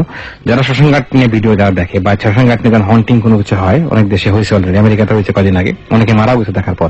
তো আপনাদের মাথা ব্যথা যদি করে কোনো কারণে, দ্রুত চোখে পানি বিসমিল্লাহ বলে পানিতে ফু দিয়ে সেই পানি চোখে দিয়ে দিবেন, সাথে সাথে লেট করবেন না। ঠিক আছে, আমরা ছোট্ট একটা বিরতি নেব মাত্র 5 মিনিটের। 5 মিনিট পর আমরা আবারও ফিরে আসছি। আর পেজটির কথা বলতে চাই, যে পেজটি থেকে লাইভটা দেখতে পাবেন www.facebook.com/dorteam DAARTEAM ডর নামে পেজটি আছে। সুতরাং লাইক দিয়ে দেবেন। নকল পেজ থেকে সাবধান থাকবেন। ডর টিম প্রায় 2 লাখের উপরে মেম্বার আছে ওখানে। এই পেজটি হচ্ছে আসল পেজ, ডর নামে আছে, কিন্তু ইউআরএল হচ্ছে www.facebook.com/dorteam DAARTEAM। ফিরছি ঠিক 5 মিনিট পর। প্রিয় শ্রোতা, 5 মিনিট পর আপনাদের সবাইকে আরো একবার আমন্ত্রণ জানাচ্ছি ডরের স্পেশাল সেগমেন্ট ট্যারট কার্ড রাউন্ডের আজকে শেষ পর্বে। আগামী সপ্তাহ থেকে আপনারা যে অনুষ্ঠানটি শুনতে পাবেন সেটা হচ্ছে ডরের নতুন এরা শুরু হচ্ছে, এবং সেই পর্বটা চলবে আগামী 50 পর্ব পর্যন্ত।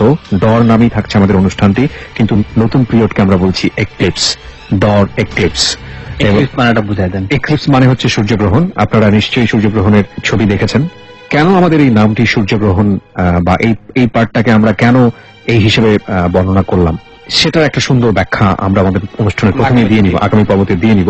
কিন্তু এই অধ্যায়টাকে মানে আমরা প্রতি 50 পর্ব করে আমরা টার্গেট করছি নতুন একটি টেস্ট নিয়ে আপনাদের সামনে আসার জন্য, ডরের নতুন টেস্ট।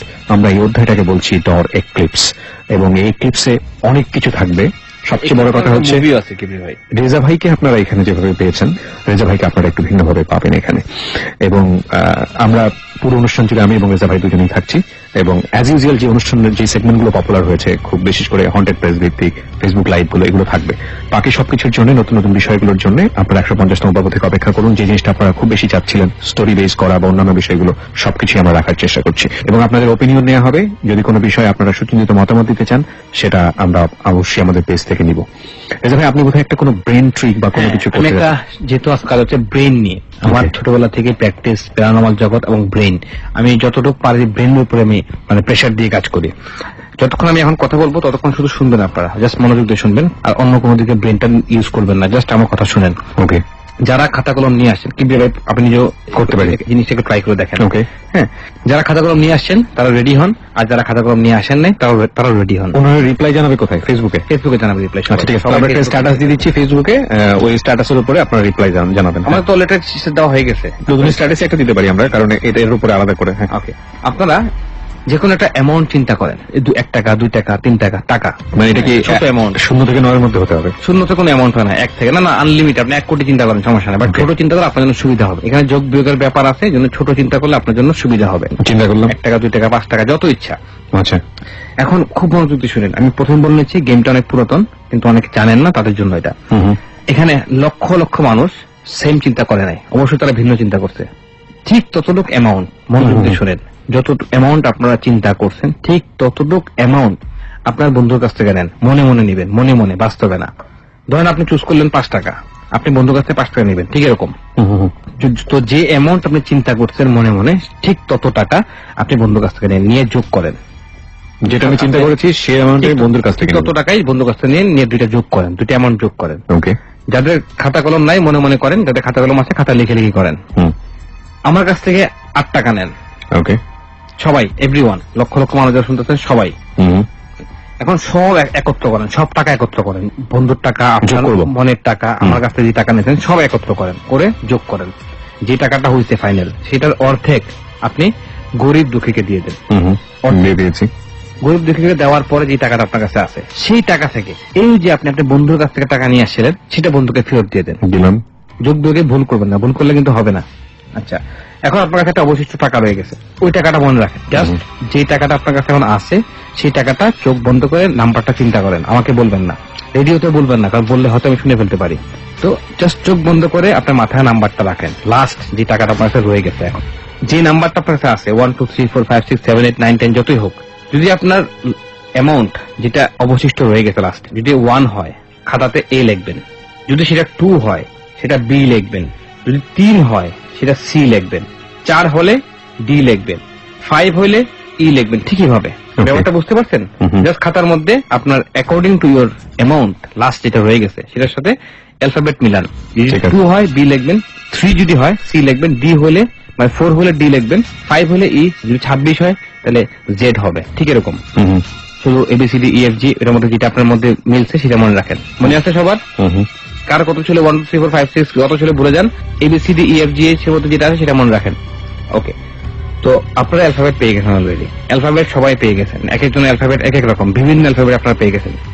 লক্ষ লক্ষ মানুষ লক্ষ লক্ষ অ্যালফাবেট পেয়ে গেছেন। এখন যে অ্যালফাবেট আপনার চোখের সামনে আছে খাতায় লেখা, সেই অ্যালফাবেটটাকে দেশ চিন্তা করেন, দেশ, নট সিটি, দেশ। মানে বাংলাদেশ কিন্তু একটা দেশ। বগুড়া চিন্তা করি, বি দিয়ে বগুড়া, বগুড়া দেশ না, বাংলাদেশ একটা দেশ।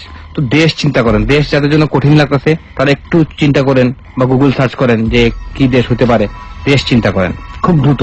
কারণ যারা এই লাইফটা মিস করবেন তার সাথে খেলাটা মিলবে না, তারা ওই দেশ দিয়ে দেশ চিন্তা করেন। দেশ চিন্তা করছেন নাকি একটু সময় দিব? হয়ে গেছে, বলেন। আপনি চিন্তা করে ফেলছেন দেশ। আচ্ছা, দেশের খাতাগুলো নিতে যেতে বলছিলাম, দেশটা লিখে ফেলেন আপনার খাতায়, বানানটা লিখে ফেলেন, ভুল হলে ভুল হোক, কোন সমস্যা নাই। দেশের বানানটা আপনার খাতায় লিখে ফেলেন, বাকি সব ভুলে যান, পিছনে আমি কি বলছি সব ভুলে যান, ওই দেশের নামটা খাতায় লিখে ফেলেন। কিভাবে লিখছেন? এখন দেখেন ওই দেশটা ভালো করে দেখেন, চোখ বন্ধ করে দেখেন, দেশটা দেখেন, দেশের ফ্ল্যাগটা দেখেন। ফ্ল্যাগ দেখতে পাচ্ছেন? আপনার কি মনে আছে কিভাবে ফ্ল্যাগটা কেমন? যাদের মনে নাই সমস্যা নাই, যে দেশটা আপনি লিখছেন সেই দেশের দেখেন দ্বিতীয় যে অক্ষরটা আছে, দেশ বাংলাদেশ যদি হয় BA, এটা হচ্ছে সেকেন্ড অক্ষর। তো সেকেন্ড যে অক্ষরটা আছে সেই অক্ষর দিয়ে একটা বড় পশুর নাম চিন্তা করেন, জাস্ট পশু, নট পাখি। ভাই পাবলিক পাগল হয়ে যাবে এত প্যাচ দিলে। প্যাচ না, সহজ সহজ, দেশটা আমরা পাই গেলাম। এটা দিয়ে আমরা আমাদের অনুষ্ঠানটাকে সেলিব্রেট করবো .tarot-এর, যে কারণে এত বড় একটা কুইজ। এটা আসলে কুইজ না, দেশটা আমরা পেয়ে গেছি, সবাই দেশ পেয়ে গেছে। দেশের যে সেকেন্ড অক্ষরটা আছে সেটা একটা বড় পশুর নাম চিন্তা করেন, জাস্ট পশু, অ্যানিমেল, নট পাখি, পশু। হয়ে গেছে, আমরা দেশ পেয়ে গেলাম, পশু পেয়ে গেলাম, রাইট? যারা এই মুহূর্তে আমাকে শুনতেছেন তাদের প্রশ্ন যে আমি কি দেশের নামটা বলতে পারবো কিনা, তারা কোন দেশ ভাবছে, এবং আমি সেই পশুর নামটা বলতে পারবো কিনা, যে কোন পশু তারা ভাবছে। আপনারা হয়তো জানেন না যে ডেনমার্কে কোনো এলিফ্যান্ট থাকে না। মানে আপনারা যে দেশ চিন্তা করছেন সেটা হচ্ছে ডেনমার্ক। অনেকে দুবাই ভাবছেন, দুবাই কোনো দেশ না। অনেকে খুব যারা শিক্ষিত তারা ডোমিনিকা ভাবছেন, কিন্তু আলটিমেটলি ডেনমার্ক ভাবছেন 98% পিপল। আমি ডোমিনিকান রিপাবলিক ভাবছি, আর 2% পিপল ভাববে ডোমিনিকা রিপাবলিক।